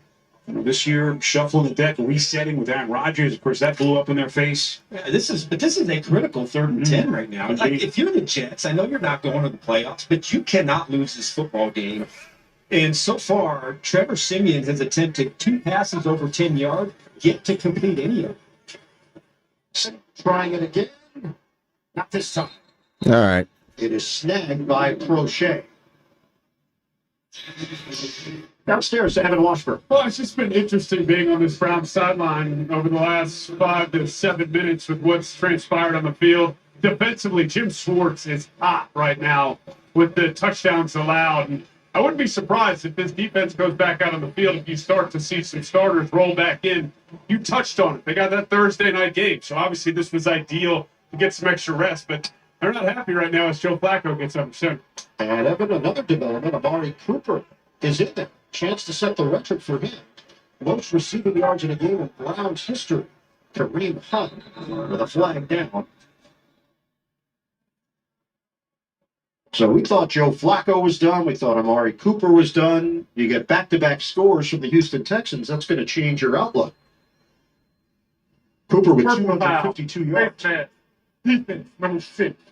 15-yard penalties, automatic. Let's effing go. Yes, sir. To the penalty against Perriman. First down, Cleveland. 4:06 mark of the 4th. Flacco has 363 yards through the air. So they'll march it down after the face mask, place it at the 29. Cooper 9 yards away from the Browns' single game record. Texans trying to help Coop get the record. Is it the Browns record or the NFL record? First down for Cleveland. It's full. Made of the 26, gain of 3. Timeout call. Adrian Amos with a stop. 30-second timeout. So the Texans have 2 timeouts remaining. 2nd down and 7 coming up here for the Browns. Backups ruin a great defensive stats. I mean, we are not idiots. We're capable of just like looking at the splits when the starters were out there and when the starters weren't. Browns last week had 377 yards of offense. They back it up with 410 yards of offense. And what's the common thread? It's been Joe Flacco joining this team and just turning their fortunes around on offense. They were just trying to get by before Flacco at quarterback. It was a whole different strategy in how you played each game for Kevin Stefanski. You leaned on your defense. You played field position with your kicking game with Hopkins and Bohorquez. And now you can play full offense. He was looking for Cooper and could not locate him. Over his head, incomplete. The double move they worked earlier on the backup D'Angelo Ross doesn't work there. Well, the injuries this season for Cleveland, it's a long list. Not just guys that fill out a roster. Prime time performers that have been out of action, some done for the season. 3rd down and 7. Remember, no kicker here for Cleveland. And a field goal would be exactly what you're looking for under normal circumstances. You're up by 14 points with under 4 minutes to go. Give it to Ford on 3rd down and 7. No gain on the play. So the Texans will use the 2nd timeout. Leapfrogging the defense. How about the wheels on this kid? It's a pickup of 16. What beautiful double team block inside. Most automatic. And then to have Bohorquez suffer an injury as well. Their punter. Why are you getting scared? This game isn't over. That's why the timeouts are being taken. Those 2 touchdowns by Houston have changed everything. Because at that point, its game was locked down, tapped out. But now that you're back in that range, you have to take those timeouts, try and get the ball back. And as you pointed out, without them having a kicker, you get it back without giving up points. You go back downfield. The successful onside kick, that flipped it. Yep. 4th down and 7. 3:49 to play. Flacco delivers. Coop again. There it is. Get the record. For Amari Cooper, most receiving yards in a game by a Cleveland Brown. And they ran it against their Here's Coop. guy who knew it was coming his way. I think everyone in the stadium Easy money. you're going to try and throw it to Cooper here. Easy money. This drive alive, but the execution was so Easy good money. that they got it done. Kind of reminds you of old Vince Damn, took Josh Gordon the record. playbook, but we execute so highly. It's tough to stop us. He passes Josh Gordon, who set the bar 10 years ago. Wow, that was 10 years ago. And they get to use more clock. Flacco on a give. Punt is buried behind the line of scrimmage. Houston has the one timeout remaining. Derek Barnett in on that stop. Timeout. 30-second timeout. And now the Texans are out of timeouts. So with that throw, Flacco has 376 yards passing.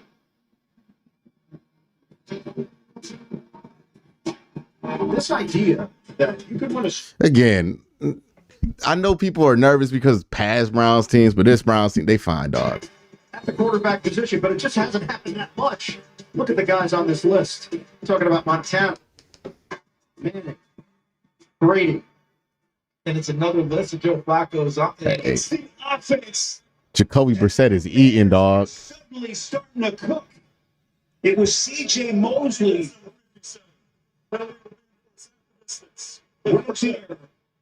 How about the concentration Brissett to stick with the play, and they pick up 21 yards on the pass. This is really just, you see Mosley hands to the face. He said, look, Damar Hamlin's got Bill Ward locked up, but maybe running up would be Flacco's comeback player of the year. It was presented to him this week, as he has. He had some fun with it, but, man, the resume's starting to build. Yeah, no question about it, Evan, and what he's got done. And the chance that his team could not just get to the playoffs, but can do some damage in the playoffs. So we were kind of joking about the Pro Bowl, and there are a number of quarterbacks we know that will be there. Mahomes, Josh Allen, Lamar Jackson, etc. But if guys drop out, why wouldn't Joe Flacco be in that next tier? This is 2nd and 12 here for Cleveland. Flacco on a pitch, Jerome Ford, and hit out along the sideline. What's interesting to me, but Joe Flacco, he's in year 16 in the NFL. How you're perceived is always intriguing. Was it 3rd and what? Flacco, first round pick, Baltimore, wins a Super Bowl, gets the big contract, but most of the reaction back then was, they're winning with their defense, other elements to their team that's really brought them to the top. So Flacco never quite got the attention and the credit that he probably deserved. And ironically, he's getting it now in this short stint for Cleveland. On another team where defense is the focal point, but in this case, because he's expanded the offense so much, people are noticing that offense was struggling to score, and they're winning strictly on defense. Can you make a 25-yarder? Dropped at the 15-yard line. And the thing about Flacco, for anyone that's known him all these years, he's the same person from day one, meeting him as a rookie, as a member of the Baltimore Ravens, to meeting him yesterday in our production meetings. The same guy. He hasn't changed. It's been the perception of him that's changed. And it's a different generation of NFL fans watching him play. That's true. You know, it added on to all of us who saw him come. Oh, wow. The Commanders just tied that thing up. Different eyes than maybe we would have seen him with, because we've seen him since day one. 4th down throw, Flacco, Jerome Ford the catch, and the Texans are going to take over on downs. Desmond King. This would be a good opportunity for Miles to get a sack. Early in this game on the 98-yard kickoff return by Damian Pierce. At that point, they weren't going with their punter Bajorquez to try extra points or field goals. But then Bajorquez goes down. Being good team feels so weird. I love it. Yeah, it's a good feeling, right? It's a good feeling. Had to go for it on 4th down 6 times today. They've converted 4 of them. But Conventional wisdom would tell you, oh, you're up 14 points, you got a field goal, you make it 17, ice the game. They can't. They don't have the personnel. They don't trust anyone to kick a field goal. And as Edmund pointed out, the defense is back in the ballgame. He said that's a possibility. That's the starters back out there for Cleveland. Good Malole, the intended receiver, and this is going to be a little different now for Davis Mills. Absolutely, a whole different but set. And by the way, this group is back in. They're not too happy about it. I'm sure not. They're not happy about it. I've been in this situation before where you think your day is over, and they're asking you to restart your motor, and you're looking at your guys, hey, you said you wanted to play. Here's an opportunity to close this out, and I have to go back out there. So they're not thrilled about this. Wells on second down, jumping the route, Denzel Ward. And it's broken up with a minute 50. Yeah, finish business. Finish business. Cleveland trying to put. Come on now. 36-22 lead in Houston. The warp rift is expanding. All worlds within the Galaxian. It was really that play by Cody Barton that completely changed the dynamic of this game. And then, hey, shout out to Jacoby Brissett. Just completed a 27-point comeback with 20-point comeback on the New York Jets. The way that they lost last week in Miami Arch, that was as ugly as it gets, where there really was very little fight in the team. You lose a game like this. this right now, the pressure for the Jets, look, there's no playoffs. That's out of the question. But to me, in a quote-unquote meaningless game here at the end of the season, there's a tremendous amount of pressure on the Jets to win this football game now. So a 1-point game, Simeon takes over the reins of the offense, completes over the middle to Breece Hall with Khalik Hudson. Yeah, I mean, the second string got in there and they just was playing like, to be fair to the second string, it's not really the second string playing out there because like we've had so many second stringers start because of injury. So it's like you're playing with a basically fourth quarter of the preseason roster. So, you know, it is what it is. You just didn't get good stuff out of them. That they have in that linebacker core. That's a heck of a play. Watch Hudson as he falls back and almost baits Simeon. He's going as if he's covering into the flat, and then he's just doing the same thing that Barton did. Read Simeon's eyes and try to make a play on the football. Hudson, the 14 kid, former fifth-round pick out of Michigan. Simeon, boy, feeling it. What a catch. And he is right at the line to gain. It appears to be maybe just a couple of inches short. They're spotting him short. What a tackle, but And by Verizon. Let's get him off the field here. Network of the NFL.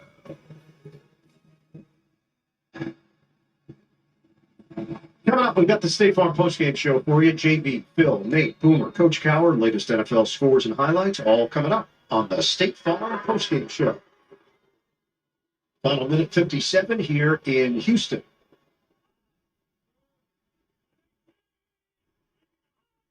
It's a 3rd and 10 for Davis Mills, and the Texans at the 17. Mills lets it fly. Catch made by Brown. And that's good enough for a first down. 3 catches, 38 yards for Brown. Good Mills throw. is now 13 of 25, 131 yards, 2 touchdowns.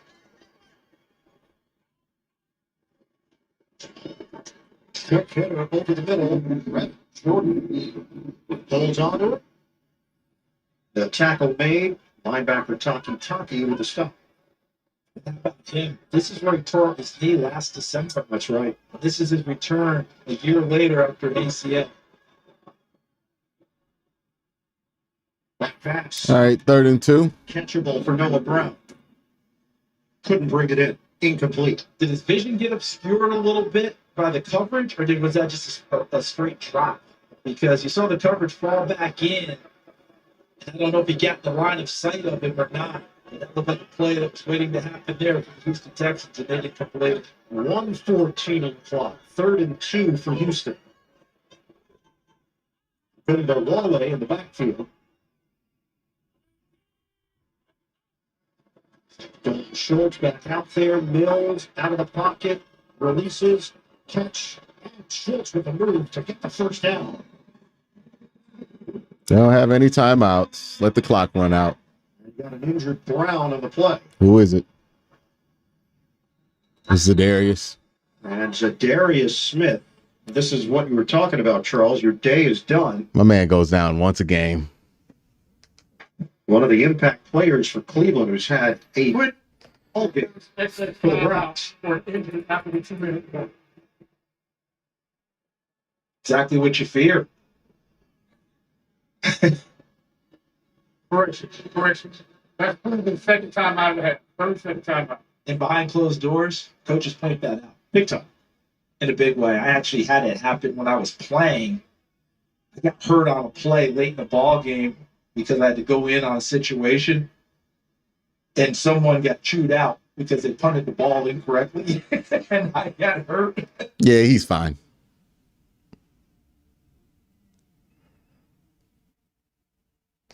There was nothing there that was obvious. It's 100% fine. He just getting off the fucking field.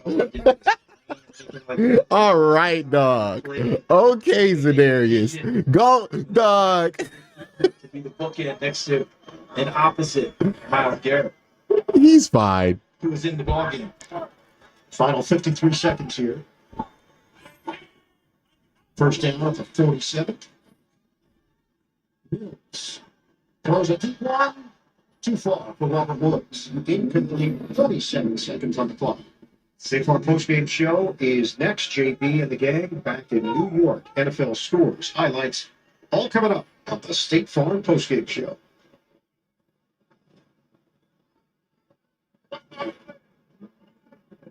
This is a Houston team that went 7-26-1 the last 2 years combined. So what a difference D'Amico Ryans and his staff have made building this team up. Nick Casario, the GM. Mills fires it. Incomplete. It's 3rd and 10. I'm glad you brought Nick Casario, the GM, because I do think that we've got to take a look. When you start looking at this team, and maybe the record wasn't great over the last 2 years, go back and look at their last 3 drafts and see who's out there from those 3 drafts and how this team was starting to be built. And then C.J. Stroud coming in this year, Tank Dell coming in this year, right on down the line. And picking the right head coach. Picking the right head, because they had to go through 2 head coaches. David Culley 1 year, Lovie Smith 1 year. Now they Miles literally got tackled. and their culture is built short amount of time with D'Amico Ryans. 42 seconds left. Mills has to release it. Schultz didn't know who was coming. Incomplete. It's 4th down. All right, 4th and 10. Release it because it looked like Alex Wright, 91, was in the vicinity.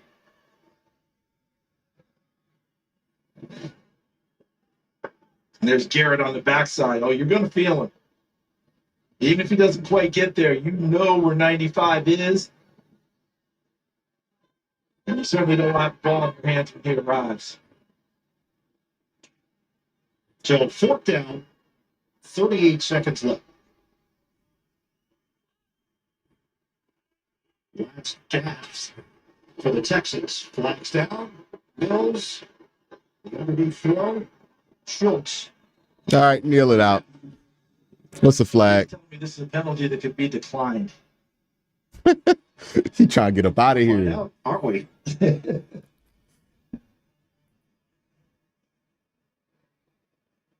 Trey Blake. Offside. Defense, number 95. 12-yard penalty. 4th down. Another shot at it. Yeah, a chance to be off the field. They cost themselves. 32 seconds left. Offside on the defense. So the ball now just inside the 49 on Cleveland's end of the field. 4th and 5.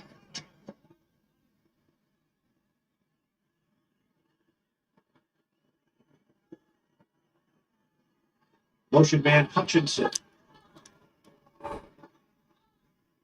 4th down for Houston.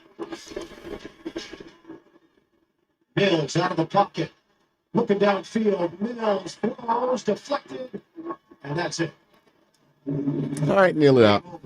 Owusu Koromoa gets a piece of it. And the Cleveland Browns are going to walk out of Houston with a big win.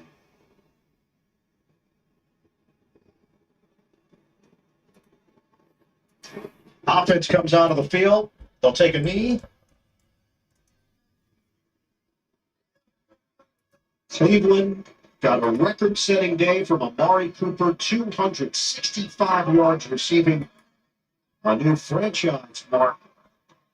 Joe Flacco continues to light it up. Not just change the fortunes, but change how this Cleveland Browns team plays. They are so much more dangerous. Pivotal victory for the Cleveland Browns in Houston to improve to 10-5 on the season, making a march to the playoffs. Cleveland gets it done, 36-22, the final. Houston falls to 8-7. So the Texans still in the hunt. Indianapolis lost. Opening here for Jacksonville. Cleveland now a game and a half behind Baltimore. Ravens have the big one coming up against San Francisco. 36-22, the final coming.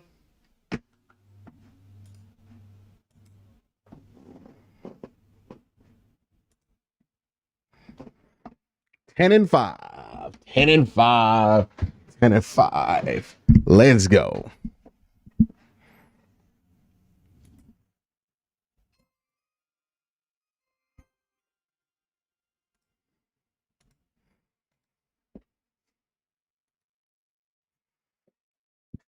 My guy said 10-5. Let's go. Dark Matter Wolf. Absolutely. Absolutely. Absolutely. All right. Let me get set up here for the post game show. Man. We gonna be ready.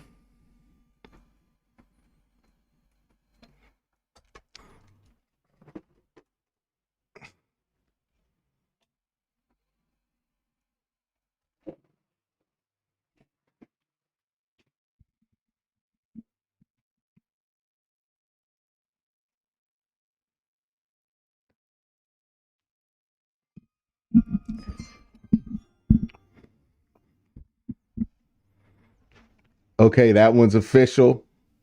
Oh, okay, this one's official. Yahoo, absolutely. Absolutely. Absolutely. All right, let me go here. Preparing it on that end. Let me use the bathroom real quick, then we'll start the post game show. Make sure I'm fully handled.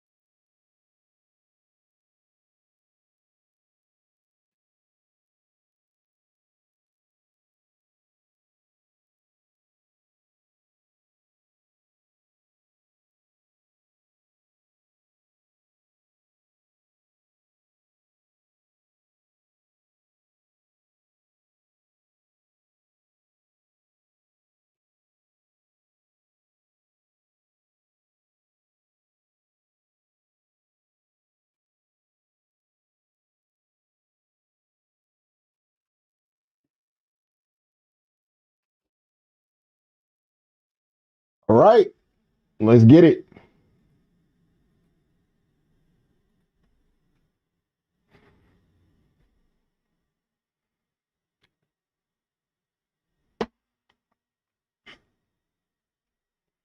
Well, that was a big one. That was a massive win from the Cleveland Browns. The Cleveland Browns absolutely needed to take care of business like they took care of business today for a number of reasons, but also just to prove something to themselves, right? And what I think the Browns did today that's more important than just getting their 10th victory of the year, that's more important than beating a team that's in the playoff race with you and now having the permanent tiebreaker over them. What's more important than all of that, in my opinion, that the Cleveland Browns were able to accomplish today was they were able to prove it to themselves. I think now you have a team that believes that they can make a run. And that makes a difference, right? When a team does not believe that they have what it takes to make a run in the playoff, they tend to give you very lackluster performances in the playoffs. But what we saw today was the Cleveland Browns looking around and saying, I know we injured, but damn, we about as good as anybody in the league right now. We're about as good as any team that you can play. We're as hot as Buffalo. We've beaten Baltimore. We've beaten San Francisco. Hey, why ain't they talking about why not us, right? Like, this is what that victory meant. I talked about this in the pregame. What the Browns needed to prove was they needed to prove these things to themselves. Can they play good on the road as a defense? They only did it 2 times this year, right? Once against Pittsburgh, you lost that game. Nobody cares. Second time against Baltimore, but it was more about the comeback that you made on the offensive side of the ball, so nobody really talked about it. But you had 2 good defensive performances this year. I knew that they were capable of having those 2 good defensive performances. Even pointed out that the defensive performances that people were talking about that the Browns played bad in usually were preceded by abnormally awful news for one side of the ball, right? Either it's Deshaun Watson being in and out of the lineup for 5 weeks or Deshaun Watson being out for the year. Both of those preceded the road trips that built this reputation that the Cleveland Browns aren't a good road defense. Now that you don't have anything like that popping up, all of a sudden they're able to show up on the road. Maybe that had more to do with it. The fact that people are like, man, I don't know if the season's going to be alive. Is our franchise quarterback going to be healthy? Well, your franchise quarterback got hurt, but you brought in another guy who's playing at a very high level in Joe Flacco. So let's get started with him. Joe Flacco. Like, I know people have been hyping up the other 2 games, and I think there's been a lot of good and a lot of bad in those 3 games that he's played so far. This was a legitimately like, nah, the brother just balled in this game. There's no asterisk next to this. This might be one of the best games that Joe Flacco has played since 2012. Like, no jokes, no lies, no exaggeration. Like, I thought to myself a couple of times and tried to keep myself grounded so I don't get carried away in the moment. And I can't come up with any other game where Joe Flacco had as many impressive throws in it as this. And I've watched a ton of Joe Flacco football. I was one of those people who felt like Joe Flacco was a little underrated based on how people used to talk about him back in the day, especially what he did in his Super Bowl run. And nah, man, I think this is one of the best games he's played since like 2012. Like, legitimately, one of the best games he's played in over a decade. I don't know how he's doing it at 38. We all had the fear that, hey, man, he's 38. He might not be able to hold up and do this for a very long time. That, you know, after 90 snaps, now all that shit is out the window at this point, man. Joe Flacco gonna give you what Joe Flacco can give you. And what he's giving you is 300 yards a game. And that's spectacular. Spectacular what Joe Flacco has been able to do. But you know what's been even more spectacular? You know what's enabled a lot of this spectacularness? Amari Cooper. Amari Cooper has enabled a lot of this spectacularness. And it's not to say that Joe Flacco hasn't played his part in it. I think they, again, football is a collaborative effort. It's not one guy's fault or the other guy's fault when something goes wrong. It's not one guy's fault or the other guy's fault when something goes right. It's been a great collaboration. And what Coop has been able to do is get his money when Deshaun was in there, is get his money when PJ was in there. He wasn't that great when DTR was in there, but then you know what? Joe come in there, he's able to do what he does. And him coming in, having 265 receiving yards and 2 touchdowns, 265 receiving yards, 2 touchdowns. Amari Cooper today, balled, flat out balled. And look, these weren't against bad corners. I want to let y'all know, Steven Nelson has been playing very good football this year. Derek Stingley has been playing very good football this year, and Amari Cooper put him in the blender. He proved the point today. He proved the point. See, people, including myself, don't look at Amari Cooper and say number one wide receiver because for the most part in his career, no team has really treated Amari Cooper as a number one wide receiver, right? You go all the way back in his days in Oakland, teams did not treat him as a number one wide receiver, right? Or not teams. His team didn't treat him as a number one wide receiver. They trade him to the Dallas Cowboys. The Dallas Cowboys did not treat him like a number one wide receiver. So when the Browns traded for Amari Cooper, there were a lot of people like, hey, man, he's not a number one wide receiver. Why did people think that? It was a perfectly reasonable reason why people thought that, because no team has treated him as a number one wide receiver until now. This is actually the first time Amari Cooper has been asked to be the true blue number one wide receiver. And he's doing it. He's giving you what he needs to give you. Back-to-back seasons of over 1,100 yards for Amari Cooper. I also want to point out Amari Cooper, back-to-back years where you can make the argument that he's having the best season of his career in Cleveland. He's playing his best football of his career in Cleveland. And it's simply because we're the first team to have Amari Cooper and be like, yeah, he's good enough to be the number one wide receiver. That's a great evaluation by Andrew Berry. Remember, he traded a 5th-round pick to get him. This is so impressive what the Browns have been able to do. This isn't about limping into the playoffs anymore. We're talking about going in there and winning a game or 2 or maybe 3 or maybe 4. This was what you wanted to see. You wanted to see the Cleveland Browns come in here and play a football game that demonstrated to you that this is not just a team that's going to make the playoffs. No. That this is a team that can make something happen in the playoffs. And that's what they're demonstrating to you right now. When you watch this Cleveland Browns team, you see other people watch the Browns and go, I'm not sure if I want to play them.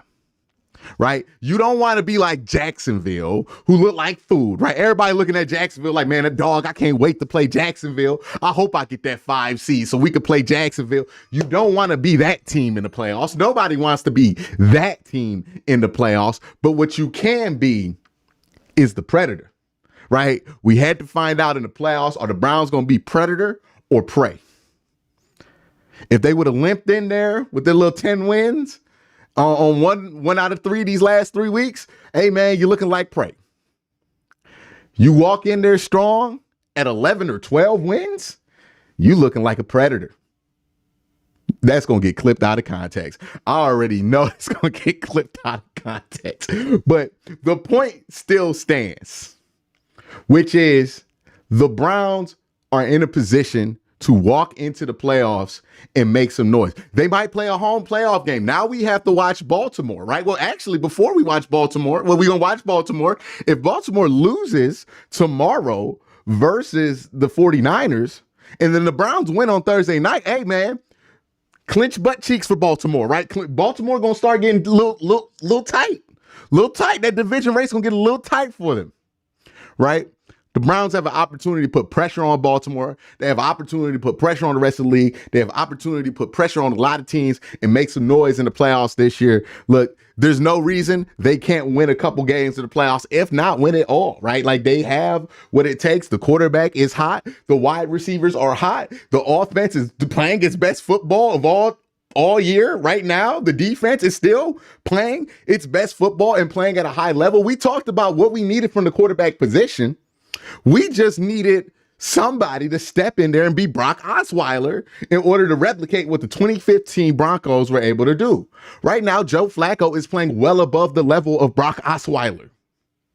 So you're not just replicating that level of play, you're exceeding it. That gives you a real chance.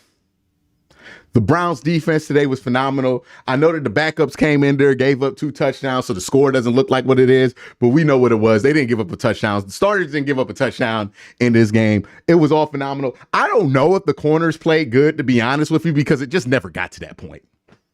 Like, it never got to the point to where it mattered if the corners were playing good or not.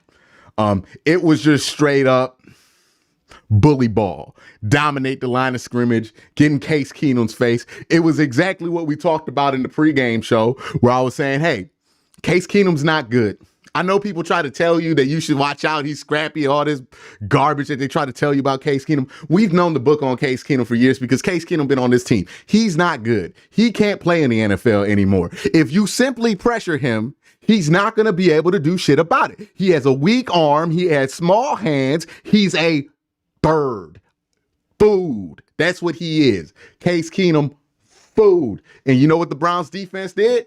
Ate their food, right? They did what they needed to do. You wanted to see this defense have a dominant performance on the road to let everybody know that that's capable of happening. We can still do this. The defense now believes we can do this. That's big. Right? That's big. Now, unfortunately, special teams got ravaged with injuries. We don't know if Corey Bojorquez is going to be healthy to play on Thursday. I doubt Dustin Hopkins is going to be healthy to play on Thursday. You're probably going to have to sign a kicker and a punter to play for Thursday night, and you'll be down 2 players on the active roster because of that. That all sucks. But you should be able to find a kicker who's fine enough for a day. And you should be able to find a punter who's fine enough for a day. Those 2 things shouldn't be a problem, even though you kind of worry about like the snap center exchange, all that stuff. But Charlie Hewitt's a pro, so you'll be able to get that all figured out. But the main point and the main thing today is simply this. In the last 3 weeks, the Cleveland Browns have proven to you, they've proven to me, they've proven to themselves, most importantly, they aren't just a team that's going to make the playoffs. They are a playoff team. That's different. It's very, very different, right? It's one thing to make the playoffs.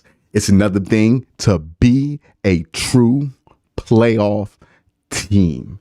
This is more of a playoff team than what I felt like the team was in 2020, and that was a pretty damn good team. But let's face it, there was no unit on that 2020 team that was as dominant as this defense is.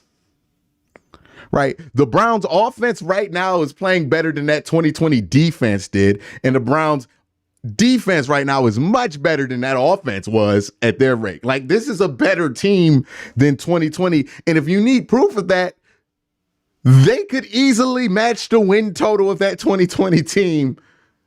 And they have had all the injuries in the world. Like Nick Chubb, all these dudes have been hurt. They could match that win total. That's how good this team is. Now let's talk about Kevin Stefanski and Coach of the Year. Because you know what I'm tired of? I'm tired of people acting like there's any other argument for anybody else to be Coach of the Year this year. I really do need people to just stop. There's no coach who deserves it over Kevin, right? You're looking at the Lions. They've had a couple of questionable losses over the last few weeks. I don't think that they qualify for this. You look at Zach Taylor, he does not qualify for this. You look at Shane Steichen, and Shane Steichen's a pretty damn good coach. I think Shane Steichen's done a great job with Gardner Minshew and them. They lost to the Falcons by a ton. And what happened when Shane Steichen went head-to-head with Kevin? Okay, so no Shane Steichen. If you want to go Kyle Shanahan again, what happened when they went head-to-head and Kyle had some injuries, but the Browns were playing with P.J. Walker? Like, what happened there? I mean, like, that's another one down the window. Like, who are we really arguing to be Coach of the Year over Kevin Stefanski right now? Yeah, that's what I thought. Nobody. There's really nobody that makes the argument. Like, there's not a single person where it makes sense for them to be Coach of the Year over Kevin. Simply because there isn't anybody. And you know what, man? I'm going to say it. Joe Flacco should be Comeback Player of the Year, man. Like, I get why people want to give DeMar Hamlin this award, but my issue with this is more of a human issue with it. Like, I feel like people are doing that to be kind, but I don't really think it's kind to do this to DeMar Hamlin, right? Is to basically gift him a reward because you feel guilty about what it is that he went through. Not because that you feel like he truly came back and played well enough to win that award. That award should be based on what happens in that season, not what happened the season before. Now, I get it. The precedent set, they gave it to Alex Smith after he played like complete Duke, but came back from a life-threatening injury, and that's how they're going to do it. That's how they're going to give out the award. But let's be real. Joe Flacco's comeback player of the year. There's nobody that makes a better argument for it. Kevin Stefanski's coach of the year. This is an incredible Browns team. Enjoy what you're watching, because this kind of stuff doesn't happen very often. It really doesn't happen very often. So you really, really, really need to just grab this, appreciate this, be in the moment, and enjoy the happiness that you feel right now, because the Cleveland Browns are good again. And look, that might mean big things for this team in the future. Let's see what the comments are on. Somebody said never pull the starters again. That's hilarious. Somebody said we going to the Super Bowl. My guy Vito said we going to the Super Bowl. Man keeps sleeping on us. We coming. Quincy's so exhausted. He's standing up for this one. Rocking back and forth like he about to spit some bars. And I don't rap. Flacco is amazing. I don't want to hear otherwise. He had an amazing game today for sure. We got Amari Cooper for a 5th round pick. Thank you, Dallas. Yes, sir. And can we still the number 1 seed, Cleveland playing with the defense? The 1 seed's a little bit more difficult because then you're talking about Kansas City losing. So you would need like Cincinnati to pull an upset or something like that. I don't see that as very likely. But if Kansas City loses another game, because you're 2.5 back behind Kansas City for the 1 seed. So that's a little bit different. When it comes to getting the division, though, the division's real possible because you're just 2 games back. You have the tiebreaker over the Baltimore Ravens. So if they just lose 2 games and you don't, you're in. But for the 1 seed, you need something else to happen. Like you need the Chiefs to either lose or tie a game.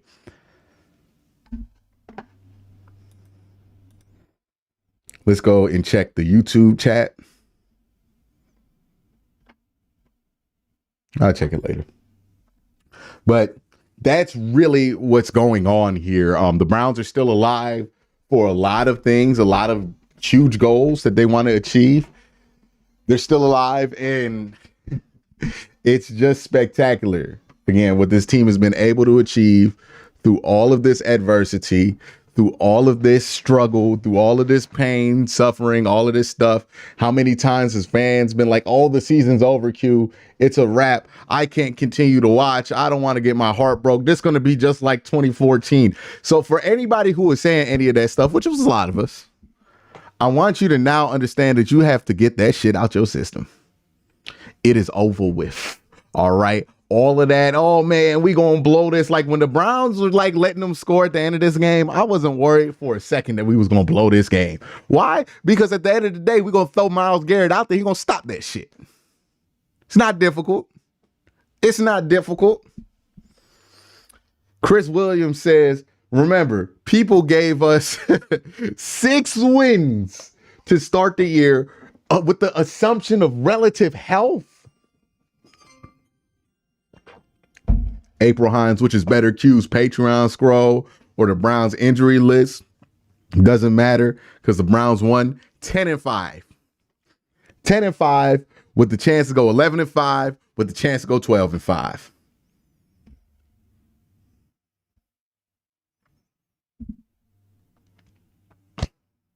Can't put it better myself.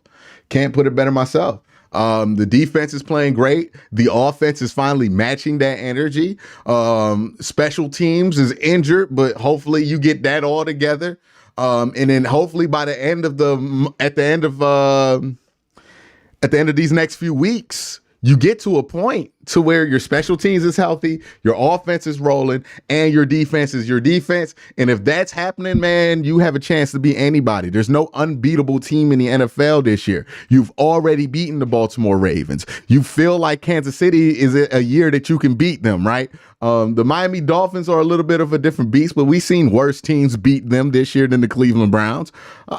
You feel like anybody can get got. And look, whoever comes out that NFC, we know that the best team in the NFC right now now is the 49ers. We beat them. If you could beat the 49ers, you could certainly beat Dallas or the Eagles, and you just feel really good about your chances.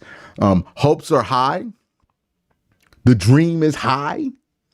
We're all excited, and I think we should. Like, this is time to take the safety wheels off. I know that there's a lot of people who are used to protecting themselves in these moments because they don't want to get hurt, but this is not the time. My man Zane says, I know this defense is good, but but give Flacco his flowers. He won us games that other quarterbacks won. Yeah, Flacco's been playing very well. He's been playing very well. Got the offense clicking. We've been able to get a lot of yardage out the offense. It's just all working right now. It's just all working right now. And that is a credit to all three sides of the football. Again, this defense is playing so well that we felt like we can make a run possibly if we just got a Brock Osweiler level of play at quarterback. Well, what Joe Flacco has given you is much more than what Brock Osweiler gave those 2015 Broncos, much more than what Peyton Manning at the end of his career was giving that Broncos team. And it's kind of similar to what Peyton Manning was for that Broncos team, which is just a guy who knew where the ball should go. And Joe is not just doing that. He's also making plays. Like, I thought this is one of his best games in like 10 years. Like, I don't think he played. Like, you have to go back to the Denver game, the Denver AFC Championship game to find a game where he was more impactful towards winning than today. Like, the defense did his thing. They shut it out. And if he had a bad day, they would have been able to win this game for sure. But Joe really put it out of reach. And this is what you wanted to see, right? One of the things I wanted to see from this offense was, hey, can you get out of your way long enough to be able to win some of these games with a wider point margin than what you've been winning, right? Like, that's one of the main things that we've wanted to see from this Cleveland Browns team. It's like, hey, I love that we're winning, but we're winning by like 2 points here, 3 points here, when we should be winning by 14, 17, 18, these bigger point margins.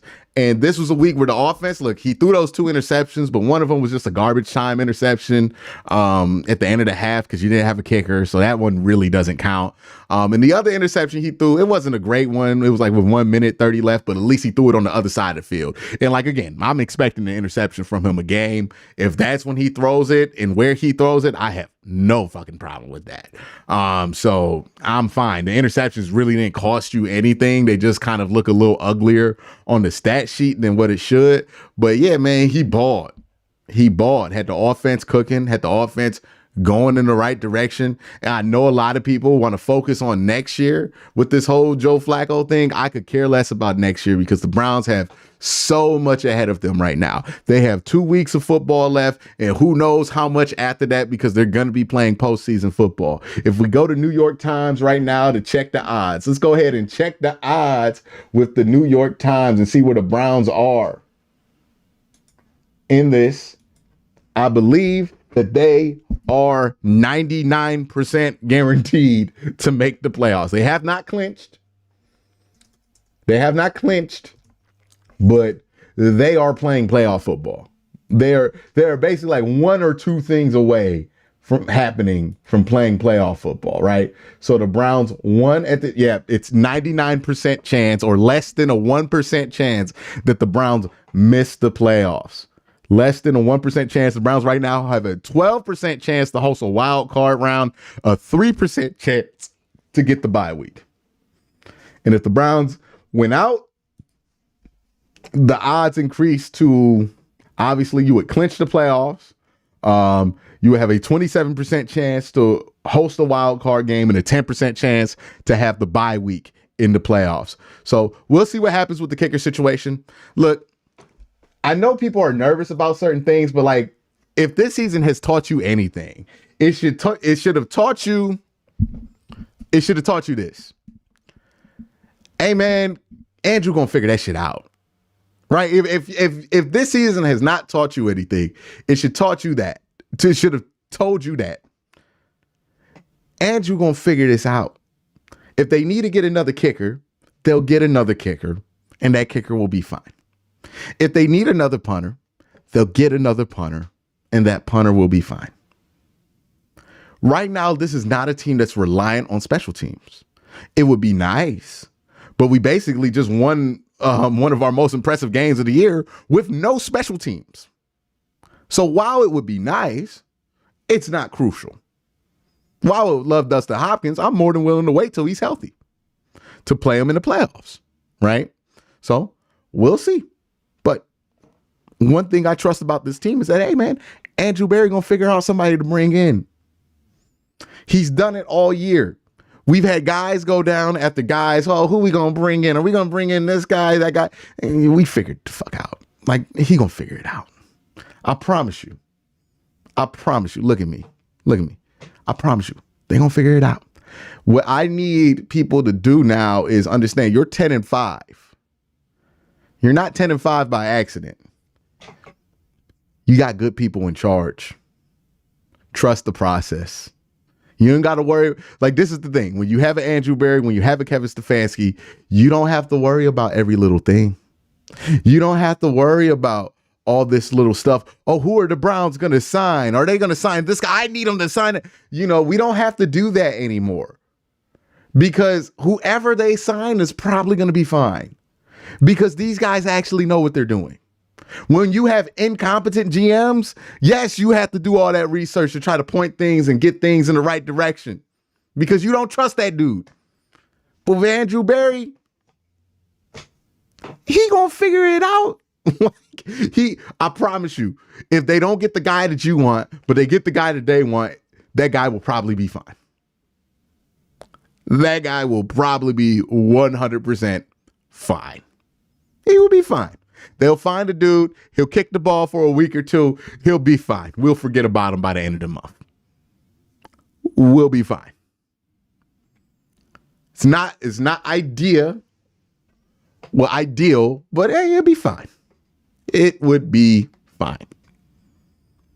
And that's the thing. The Browns are a true good organization right now. How surreal is it that we love this man, Joe Flacco? It's freaking amazing. Hey, man, whatever gets the job done, right? Whatever it gets the job done. Yeah, we need your help, San Francisco. If San Francisco can win, things get real interesting because then that Miami game for Baltimore becomes a must win. And it also puts Baltimore in a position to where they have to play against Pittsburgh. So this is the difference between Baltimore feeling like they have a chance at 2 bye weeks versus no bye weeks and possibly losing the division. A lot's on the line in this game against San Fran tomorrow. So I know a lot of Browns fans will be pulled up, will be watching that game. Absolutely. Absolutely. Yeah, but whoever they sign, they'll be fine. And I think DTR who went down, somebody mentioned DTR went down. It sucked to see that. Yeah, I think he's fine, though. I think he's fine. I think the offense went back in because it was just time to put the starters back in. But they'll be fine. They were able to get a nice little blowout victory. They play on Thursday. We know their dog pound's going to be barking like crazy. Thursday night's the last home game of the season, of the regular season. The Browns have a chance. I think if they get to 11, they truly clinch at that point. They've basically clinched though. It would take a miracle for the Browns not to make the playoffs this year at 10 wins. But they've basically clinched. 11 wins, they're clinched. They're officially clinched with 11. So quick turnaround to Thursday. Hopefully the Browns can get that win. Sit back and watch. Hopefully the Browns can get that win. Also, San Francisco can win. Browns can sit back and see what happens over that break because then they'll be in prime position to take that division and possibly have a shot at that 1 seed. So that is all what's ahead for the Cleveland Browns. There's so much to worry about for the rest of the season. I'm not about to sit here and worry about who's going to be where in training camp. Could care less. I could care less about the draft, free agency, training camp, all that. We'll worry about that when it happens. We got time. We talking about the playoffs right now. That's what's important. We talking about possibly making a run. That's what's important. That's what's important. But I want to thank everybody on Bleach Report for joining me. I also want to thank y'all on YouTube as well. Appreciate y'all.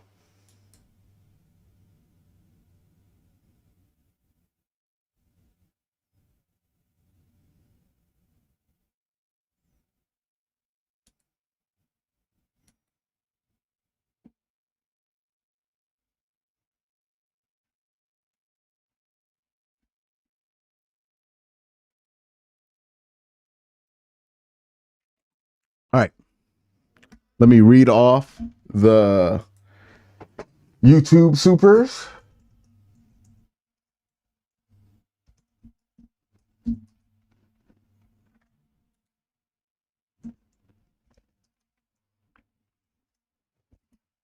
I know I missed a couple while I was doing my rant.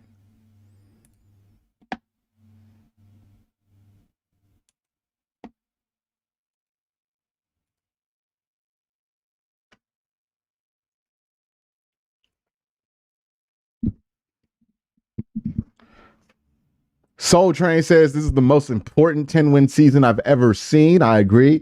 Mighty Mulatto says Kevin can coach 11 traffic cones. Coach of the year. I agree. Jalen Russell says, wait, Q, you're standing. Yeah. Browns, Super Bowl. LOL. Trib Cavs. Oh, Tribe Browns Cavs says, appreciate the form and the great commentary. Thank you. And he says, okay, that one's official. Yahoo. Absolutely. 10-5. Let's go. From Jeffrey Anderson and Dark Matter Wolf. And that is the super chats up on that. Y'all have a great day, man. Appreciate every single one of y'all for coming down here and chatting with me on Christmas Eve. Y'all have a great holiday. Have fun. We'll be back here. Same schedule, same time. Y'all know what it is.